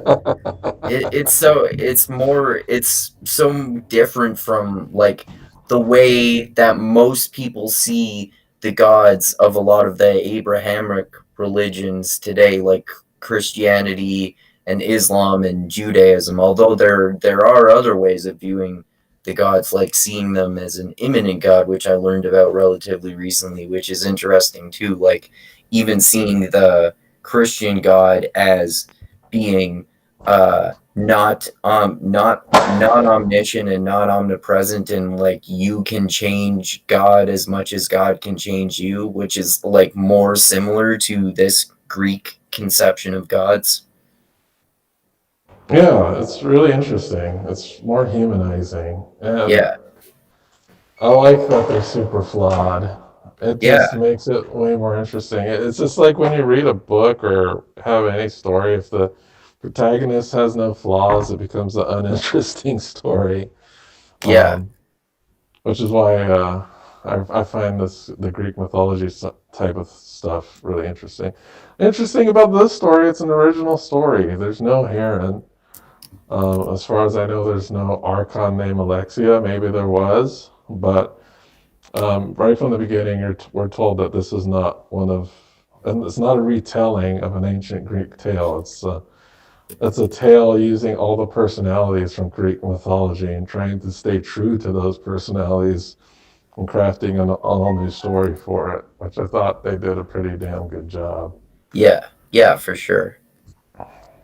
But yeah, and one other interesting thing is it also makes you sympathetic to some of the villains. Like we could see why Hera is so pissed off. Like I could Yeah, understand her anger. It's definitely. like, I mean, damn, Zeus. she takes it way too far, but it's understandable that she's angry. Yeah, like Zeus can't keep his dick under control. Yeah, yeah, Um, so it's like she's being disrespected repeatedly by all the bastard children that he has. yeah, um, and then we get to see like Seraphim. There's some a sympathy for him as well, like because he didn't. He was definitely at a young age. Like his entire existence hinged on the fact that his not father Zeus kind of fucked over his existence. yep, Um, so he has some righteous anger there. yep, definitely. But And he's just yeah, like you said earlier, he's just like used as a pawn throughout the series too. yeah, it's like he doesn't have as much free will because these gods are just appearing to him and forcing him to kneel and to do things for them. Yep, While Heron has choices, he is forced and manipulated into every single thing. yeah, exactly. Well, we'll see how this plays out. But what do you give it, man? How do you rate this thing? I give it like 4 out of 5 stars, I would say. I wouldn't say it's like perfect, but it's really awesome. Yeah, it's a really fresh take on the Greek mythology. Yeah, Like usually, I would probably just pass this up, but it got recommended to me. It's like, oh yeah, this is really interesting, and I really like the studio that did the Castlevania show yeah, because it's super gritty and grimdark-ish. I would yeah. call this somewhat grimdark, Oh, yeah, just definitely.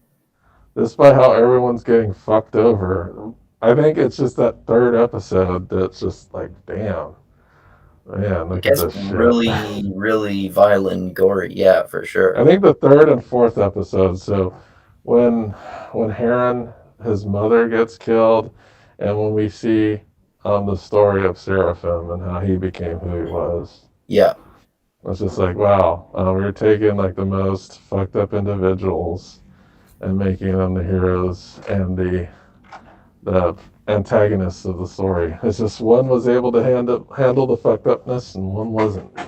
yeah, exactly. And they both got fucked over by the gods. Yep.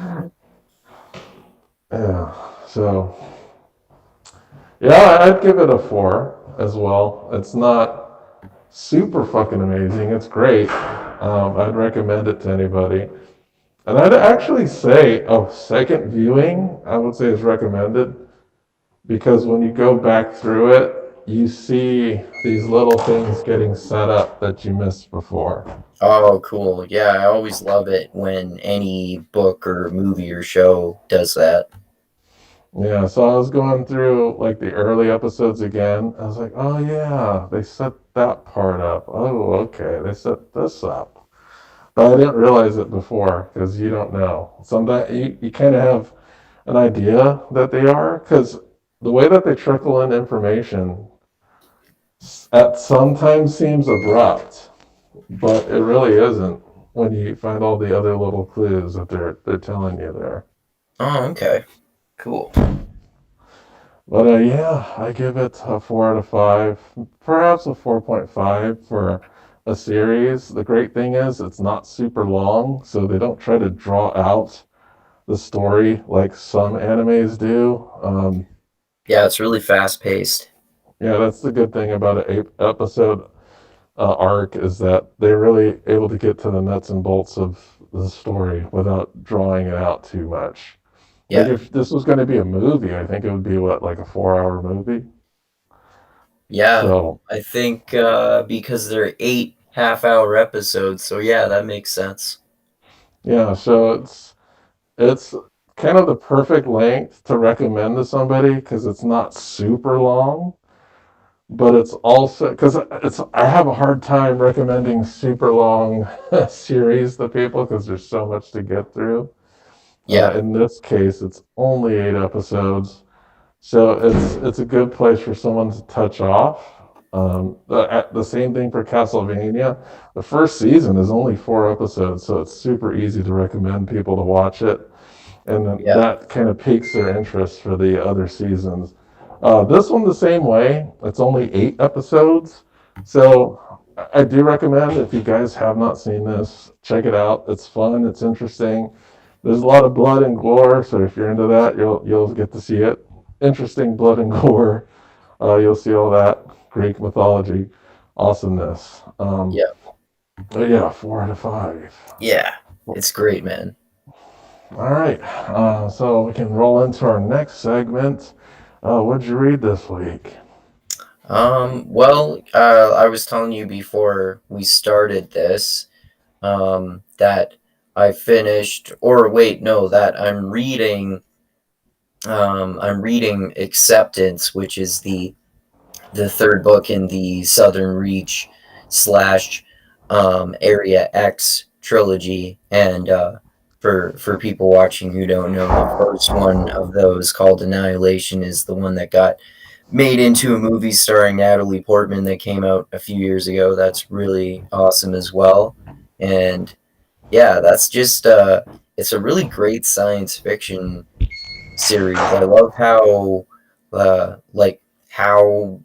bizarre and fascinating the science fiction concepts are that they explore, like the weird mutated environments and animals that we see, and how there's like time dilation, and the different things that happen with the different characters, and how much mystery there is, how they're trying to figure out what's really going on, and there's all this trippy shit. And it's a really fascinating story where the it's like this alien parasite that takes over the environment, but then it also takes over you, and it makes a copy of you too. And yeah, it's really cool. I like that series. Well, the author Jeff Vandermeer has others like I need to get you this other story that he wrote called Born, and it's trippy like that too. Like Oh, cool. it's more sci-fi based, but yeah, he has like a lot of weird bio like it seems like a lot of his weird creatures are just weird. Yeah, It's just like hard to imagine what they yeah. are, but The it, the it's the the that the way that Area X is like affected by this mutation on the environment, and how it affects the animals physically, it kind of reminds me of a combination of that like demon infestation type of thing that covers animals and environments in Princess Mononoke, kind of like a combination of that, and like the weird fucking mutated creatures that we see in Akira. yeah, it gets pretty strange. Yeah, Such a weird book, and yeah. that's why I want you to check out Born, which is a one-off story, but it's also very like I'm almost reluctant to call it sci-fi because there is a genre that he is a part of, and I forgot what they call it, and they kind of wrap all of his fiction within it. It's like called weird something or other because it's very weird. Yeah. And his other book is very similar in that the technological society is not technological, it's like biologically advanced. Oh, So interesting. so all the inventions and stuff are biological, which are weird. Oh, okay. So yeah, it's not standard sci-fi where you have like hard AI computer technology. It's all genetic manipulation where if you have a toaster, it might be a living creature that does something to toast your bread. Something really weird like that. So um, I'll get that to you. I think I can get it from my library. I don't think I'll have to be on a wait list for that, so I can get that one to you. Sweet. Yeah, that sounds great, man. So I also I finished reading Briefcases, that collection of Dresden Files short stories, which I thought was awesome too, and I was telling you a little bit about. Definitely my favorite story in that one is called Even Hand, that one that's from the perspective of Johnny Marconi, because like you find out how fucking evil and how much of a criminal mastermind Johnny Marconi is, and how much respect he has in the magical world, even though he's like a crime boss in the real world.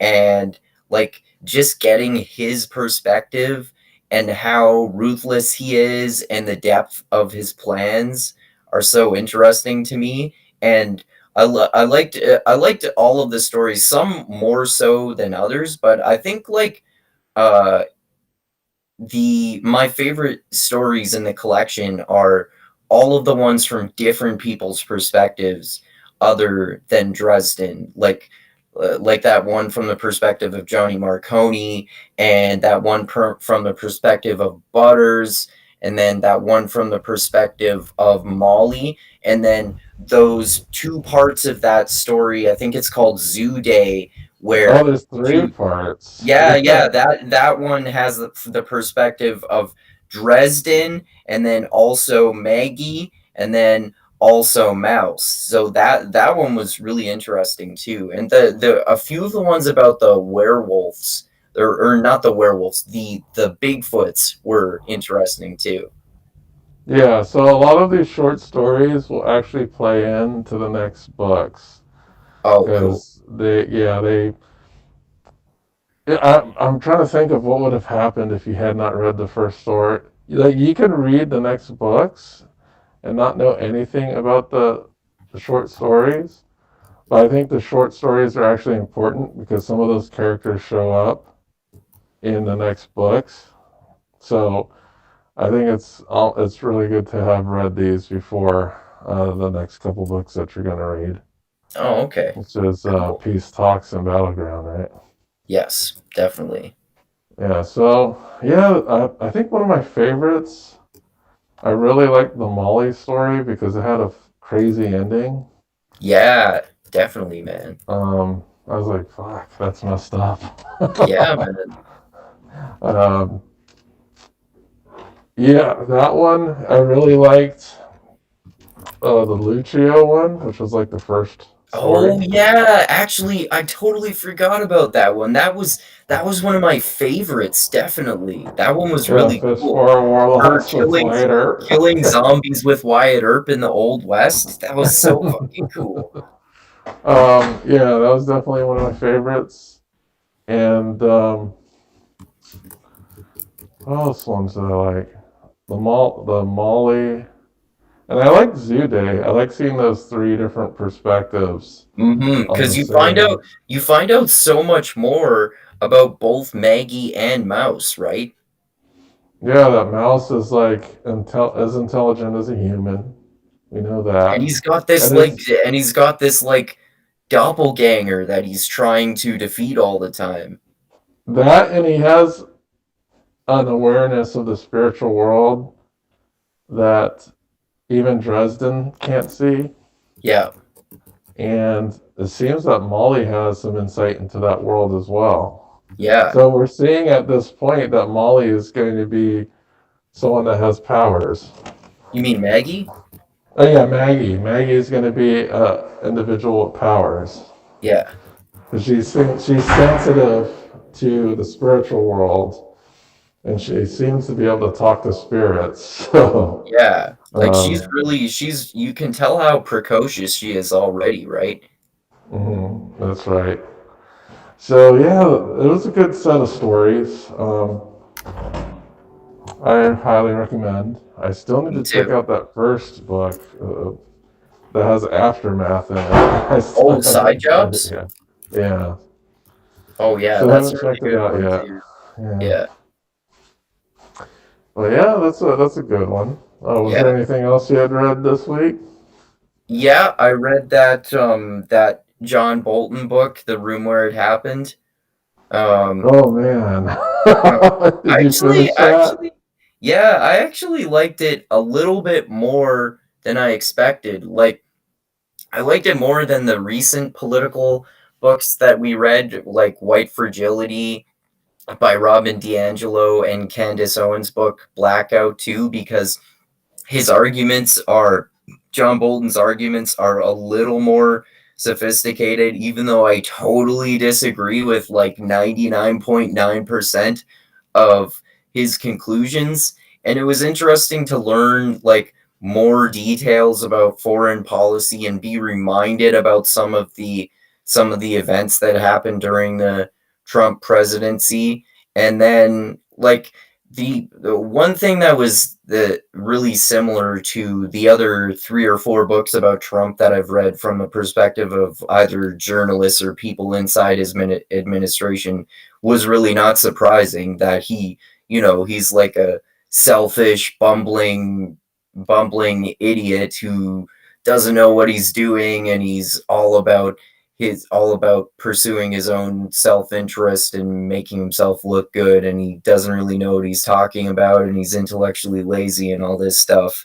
And like but obviously by far the worst part of the book was how like John Bolton was, because I've because of the like progressive anti-war YouTubers that I follow, I know that a whole bunch of the shit that he said in the book is like pro-war propaganda.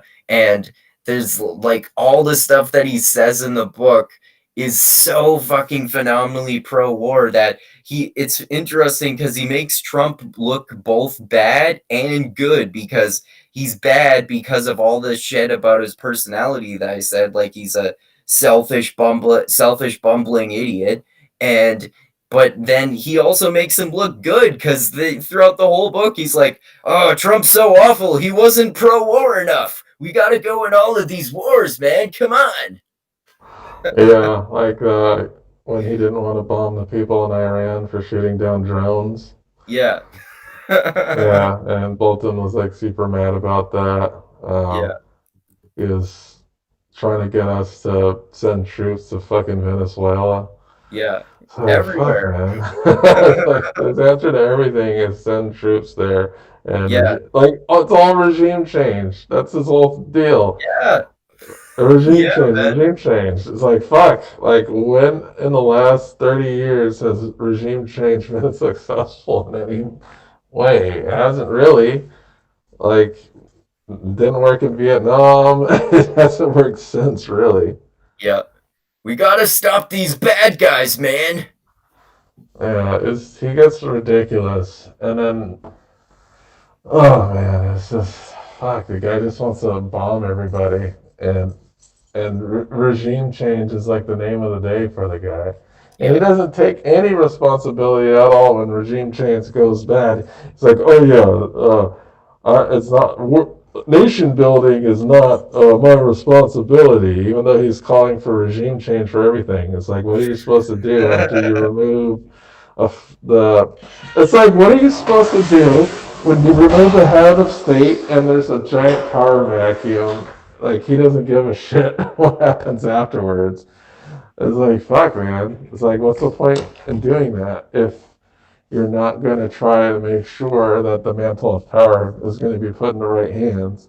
Yeah. So, if you're not concerned about nation building after regime change, then your arguments are bullshit. Yeah. Exactly. But Yeah. yeah, that book pissed me off. It was long. It's a Hmm. pretty long and thorough and detailed book. Hmm. But And yeah, he's so like Lex throughout the book so many times, like, as this famous historical figure said. Yeah. yeah, it's ridiculous. And Yeah. Yeah, sometimes Trump was right. Yeah, he was Yeah, right in not letting us get into some more wars for stupid reasons. yeah. I mean, like, it's sad that that's the standard that makes him better than other presidents, just barely in that sense, at least. But I mean, that doesn't mean he's good overall, of course. But yeah, like, it's it's funny that, like I said, he actually makes Trump look good a little bit in this book because he's such a fucking warmonger. Yeah, that's the crazy thing about that book Yeah. is like the stuff that makes Trump look bad is stuff we already know about Trump, but Hmm. there's like stuff that he makes him look good. Like he doesn't want to bomb this country for Yeah. dumb reasons He's or so and awful. He whatnot. won't bomb this country, man. Come on. Yeah, it's crazy. But Yeah. yeah, it's the room where it happens. Oh, I forgot. So when I gave you the book, did you get that first file? It Oh was like yeah, I yeah, I sent you a message about that. The room where it happened. I was like, okay, the book's over. So what the hell is this now? It's some fucking lame rap song, and then it's like a musical thing. And then I looked it up, and I thought, oh, I realized, oh, it's a song from the play Hamilton called "Room Where It Happened." Is that what he called the book? That's so fucking lame if he did that. Okay, so I was screwing with you. I actually I put that file with the book. So that wasn't actually included with the Oh, okay. audiobook.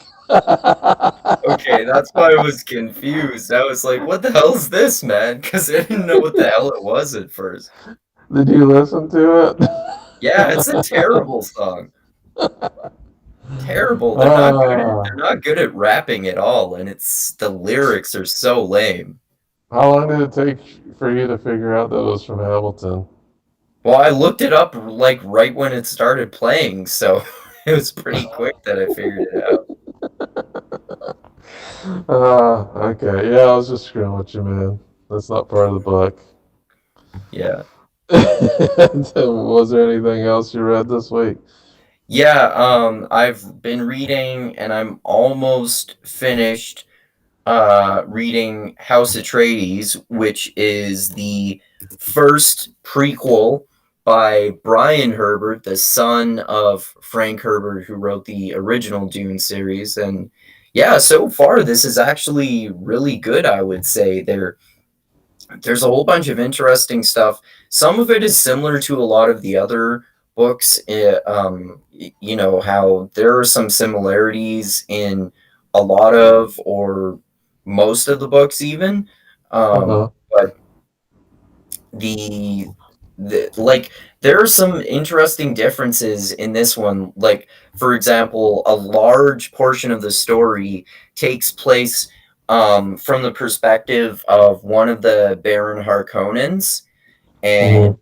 we see like how fucked up he is and how he gets involved in this plot to like do some do some fucked up shit with one of the breeding sisters, and it ends up being involved we know this because of the later books. It ends up being involved with like what with like the prophecy for the Bene Gesserit or the Fremen or whichever ones those are, about who the figure who ends up being Paul Atreides in the first Dune book.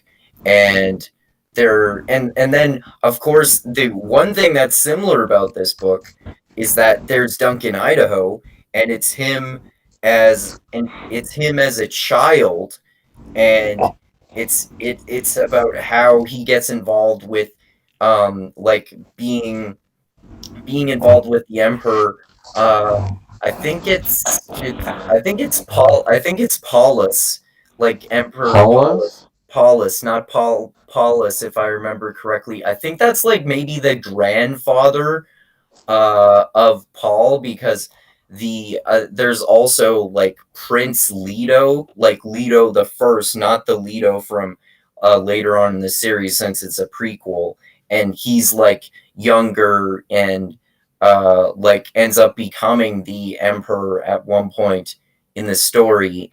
And it takes place from the perspective of multiple different characters, and two of them are like, one of them gets involved with a counterplot after she kind of gets fucked over by one that Baron Harkonnen guy, and she like develops this other plan to fuck him over, and then someone else who's a really key character gets murdered, and then that gets connected to the other plot. So it's a really it's a really interesting plot, and they're really interesting characters, and there are a lot more battles and stuff like that too. So it's really fast paced. So yeah, it's a really good book overall. So I'm glad, because they're like, Brian Herbert wrote way more Dune books than his dad did, I'm pretty sure, because there are six in the original Dune series, and I'm pretty sure there are like maybe a handful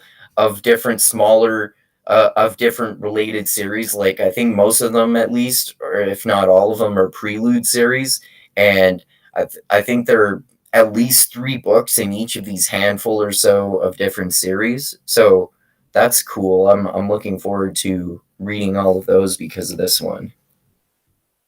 Cool, man. I think I might want to start back up Dune again and start at book 5. Just have to psych myself up. This book 4 was just so weird. Yeah.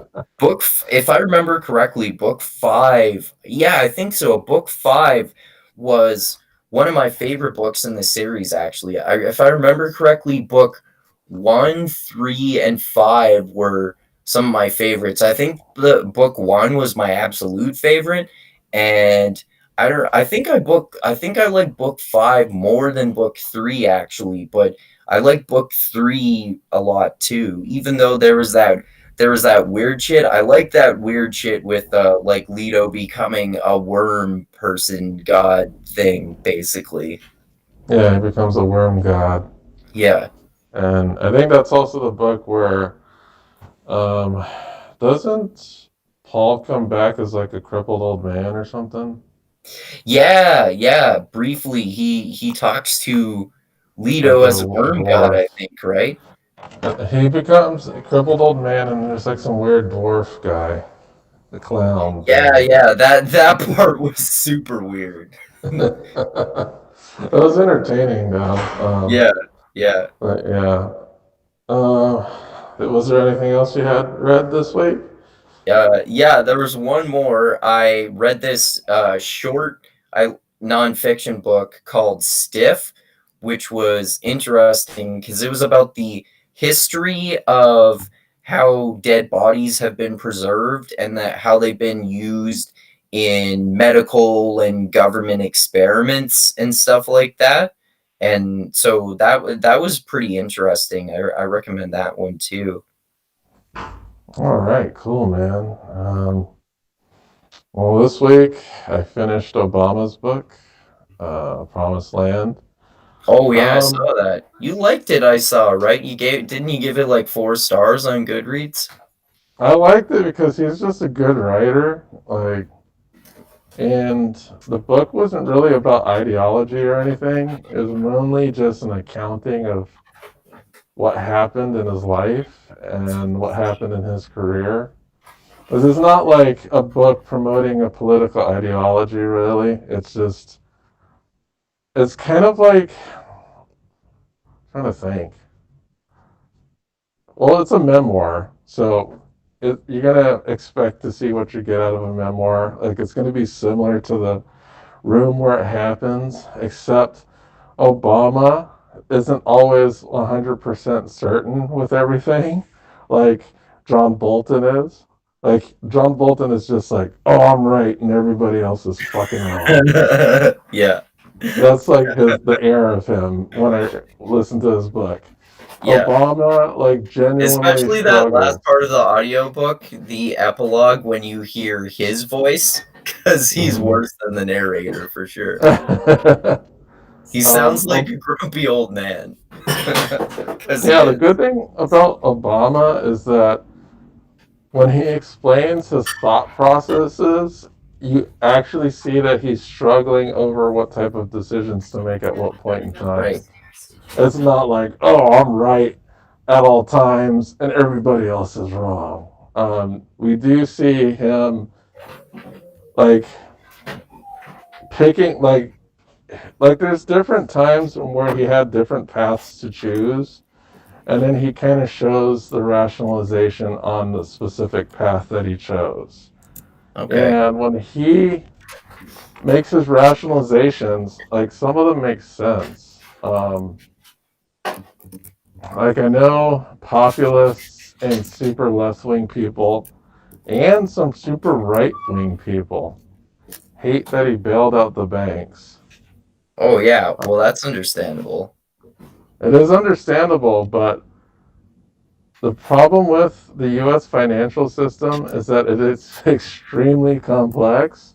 No shit. What people don't understand is how many fingers these banks have their hands in. So if you just let a bank fail, that could be catastrophic for not only our country, for the rest of the world, because these banks aren't operating only here, and it's international. And So, the global isn't the global dollar value based on the American dollar or something like that? well, what I mean is that these American banks have investments internationally. Right. And if you have them fail, not only do they affect us, they affect whoever, whatever international businesses that they're involved in. So imagine that you live in another country that's not America, and you hear that America's fucked up shit, financial shit, is affecting your country. Right. Like, how pissed off would you be at America for doing this? For Like, real. imagine you let the bank fail, and it fails so hard that it creates a domino effect that banks fail in your country. Right. It's like, it's almost as if he has more of a responsibility for the globe than just the United States. So I Yeah. understand why people would be upset that he bailed out the banks, but then what would have happened if he didn't? That's an even Yeah. bigger question. And I don't he know. was he was mad too, like that when he did it. There were some people that were still getting their bonuses and shit, but there was nothing he could do about that because there's no legal avenue to pursue that because it was a binding contract. That's fucked up that he has the legal authority to bail them out, but he doesn't have the authority to stop them from getting enormous bonuses for fucking destroying the economy. You can't because it's a legally binding contract. That's stupid. Yeah, you cannot. The government can't void a legally binding contract. It's just Okay. not possible. You can't do it. Unless the contract is constitutionally illegal, you can't void it. But it Um, could give billions or trillions of dollars of the taxpayers' money to the like, banks. well, if he had given the money to everybody instead of the banks, it would have been good for the American people, but everybody else across the globe would have suffered Yeah, yeah, because our fuck up messed with the entire globe. It wasn't just yeah, us who got fucked up, it was everybody. yeah, So he was trying to make sure to make an appeasement that would work for everyone. Well, people got pissed off that he bailed out the banks. He does note that all the banks who there were banks that did fail, and there were people that did lose a lot of money. Not enough people in high positions did, but he thought it was the most medium thing that he could have picked without doing worse for everyone than better. yeah, The decision was difficult. It wasn't something that he said. He was proposed a bunch of different things by his advisors, and that was the thing he picked. And yeah. you I can wouldn't see want to like be. his That's one of rationalization. many reasons why I wouldn't want to be a politician, man. Because I'm sure there are many times where you cannot possibly make a good decision. Yeah, so But anyway, you get to see a lot of these rationalizations for many of the decisions he made. Um, like the book ends on the killing of Osama bin Laden, because it looks like this is actually going to be volume one of a two-part series. Because this Oh, actually okay. only covers up to his first term. Oh, okay. So yeah, his second term hasn't been covered. And Okay. apparently he's going to be writing on some other book in the future that covers the rest of that. Okay. But I liked it. He's a good writer, so I wasn't zoning out, and Yeah, he is. I read I that. was like, I told you I read that other book of his called The Audacity of Hope that came out before he was president that I remember thinking was really well written too. yeah. So he's a good writer. It's longer. I think it's like 900-ish pages, so it's much longer than his previous books. But yeah, I liked it. I thought he was humble enough that it didn't make me hate him for some of his decisions that he made. And I kind of get why he did some of that. I know people wanted blood, but hey, sometimes going after the blood isn't the right thing to do at the moment. Yeah, But I don't know. I would say we didn't get enough stimulus here during the coronavirus, and that's for fucking sure. I can't see a good reason why we didn't. Yeah. Well, I mean, there Because it seems like a bipartisan effort to block stimulus, or like both parties being against each other being the reason that well, it's you guys don't get partisanship. better Yeah, stimulus. Yeah. yeah, it's super heavy partisanship, and them trying to Yeah. sneak in Yeah. Like bullshit that has nothing to do with getting people money into these exactly. bills. It's like Like give packing big bills full of fluff that have nothing to do with getting people the money that they need to and giving operate. like the vast majority of the money to corporations, and Yeah, Pelosi not wanting to approve a stimulus bill because it would be a win for Trump, and then them still not having figured this out and proposing a smaller stimulus bill than the one that was put forward before Biden basically won the election. yeah, the yeah, and then it's interesting because the book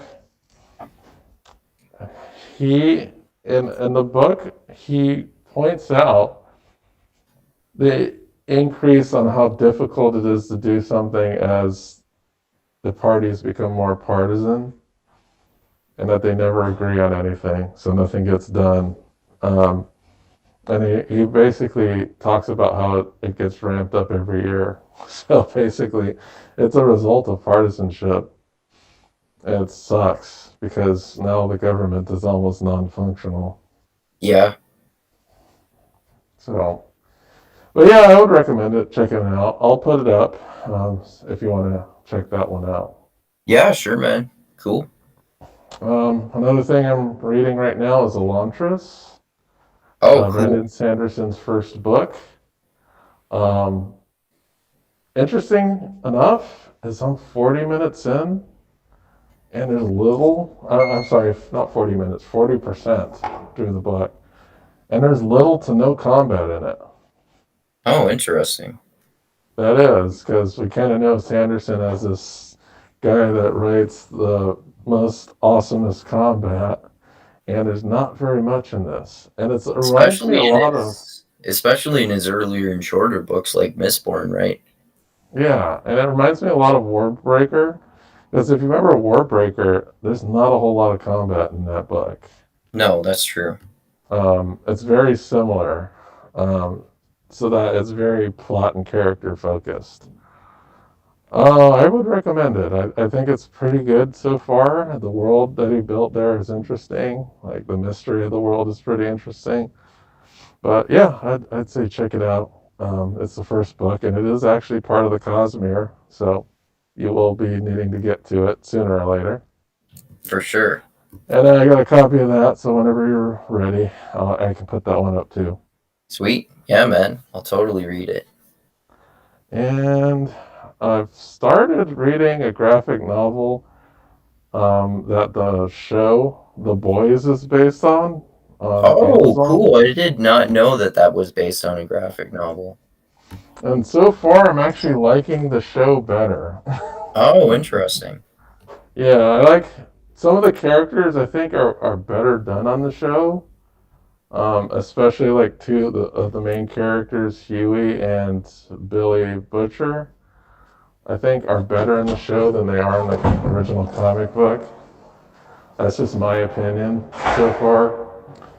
But yeah, so far I'm actually I like the show better so far. Okay. Uh, and I think that's it. I've been slowly getting through Crown of Swords, uh, for sure. But that's another discussion. I think What we'll chapter are you on probably now? 26. So I think in 2 weeks we can probably do it. In 2 weeks. Yeah, in Okay. 2 weeks. So 2 weeks What from should now. what should we talk about next week then? That's a good question. What should we talk about next week? Um, Um, I don't know. you want to do? Good question. Could talk about a movie or another book that we Because both we did read a book recently. last year. I know we did a. Okay, so we did a series, and then we did two books before then. Mm-hmm. So we could do a movie, um, or another short book or something. Yeah, I don't I'm know. thinking movie. Yeah, I that just gotta sounds like a figure good out. idea.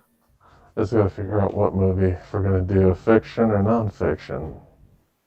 So I Hmm. know previously we had thought about doing a Sicko or another Michael Moore documentary, or what was the other movie that we wanted to do that was fiction? Um, I forgot. I think there was another one other than what we were also talking about. Oh yeah, yeah. So we were talking about maybe doing Uwe Ball films Oh yeah, that's right. or other Paul Verhoeven films. Like like we had talked about talk watching and talking about Showgirls before and then also Hollow Man. Mm. You wanted to? Oh, Or okay. for Michael Moore movies, yeah, we could talk about like his documentary, like Fahrenheit 9/11, or Or the new Sicko, one that that came out healthcare one, on, or which or the one? one that came out on YouTube that they blocked. Oh yeah, Planet of the Humans. That's a great one actually. I've found that one to be really educational. How about we do that? Let's go ahead and do Planet of the Humans because I Okay. haven't seen it yet, Okay. and I've Yeah, been sure. itching to watch it. And that was just produced by him, but I still think it was a pretty good documentary. Well, who narrates it? I forget the guy's name, but it's this other guy. But he does sort of like a similar type of documentary as Michael Moore. Like he kind of like exposes some public figures and then also interviews people and then explains the like complex manipulations that a lot of these public figures do to trick people into doing something different than what they're actually doing and that Hmm. sort of thing. Oh, okay. Yeah. Yeah, and that's you said it's called Planet of the Humans. Yeah. It was That's banned from YouTube, but it got put back on there, which is when I watched it. mm. Wonder what was banned from YouTube. It was supposedly it was because they used too long of a news clip in one part, which a lot of people were saying was just bullshit because they didn't like it because it criticizes climate change activists. Hmm. Weird. Yeah, I'll have to check that out. I think we'll do that next then. Cool. All right, man. So I guess we could start wrapping it up here. You can go ahead and let us know what your plugs are. Sure.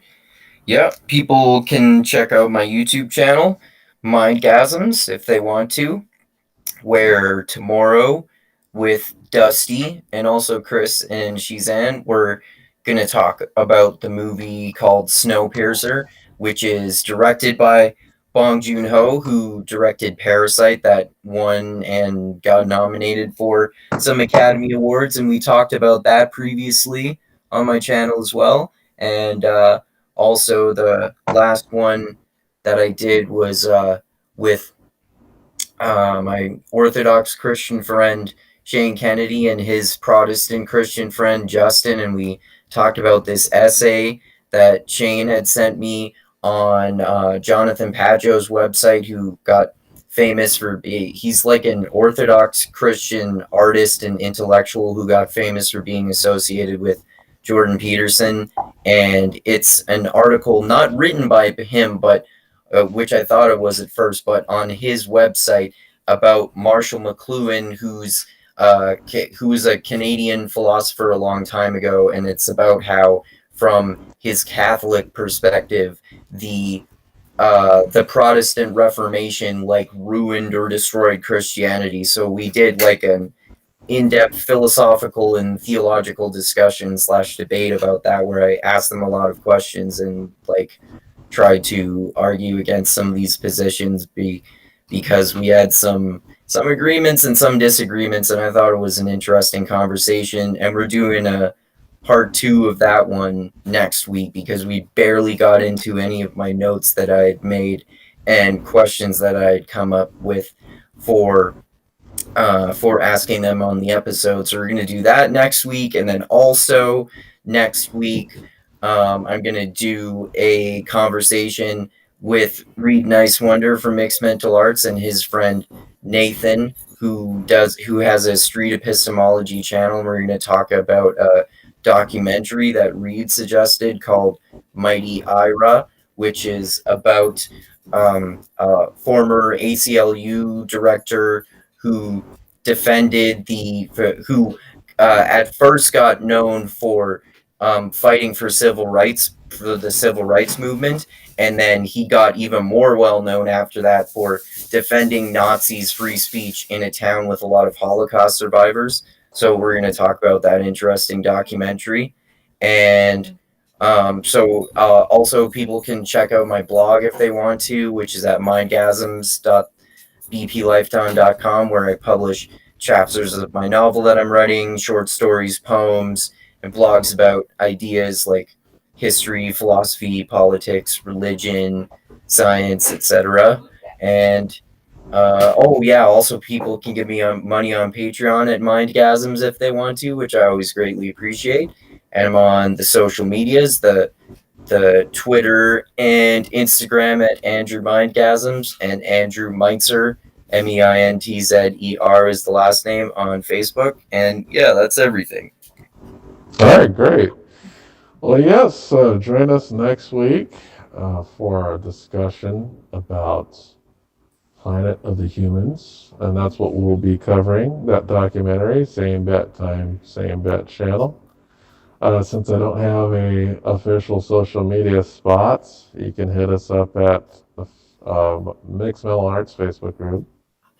And if you have any questions, whatever, you want to, please, if you have any comments, comment on the video below, and I will always be willing to answer questions and whatnot. Please like and subscribe. Make sure you hit that bell so that you know when we go live, so that you can participate in the discussions that we have here. And yeah, just join us next week to talk about Planet of the Humans. And you're Woke Centrist on Twitter too, right? Yeah, so Woke Centrist on Twitter. I'll have my Twitter handle and Andrew's Twitter handle in the description of this video. And I'll try to post this stuff so that people can get a hold of this on Twitter. I need to expand my following base. I Yes. have neglected that forever since I haven't been using my own base, using somebody else's base. Yep. Now it's time to grow on my own. But thank you guys for listening, and you guys have a great night. Adios until next time, everyone.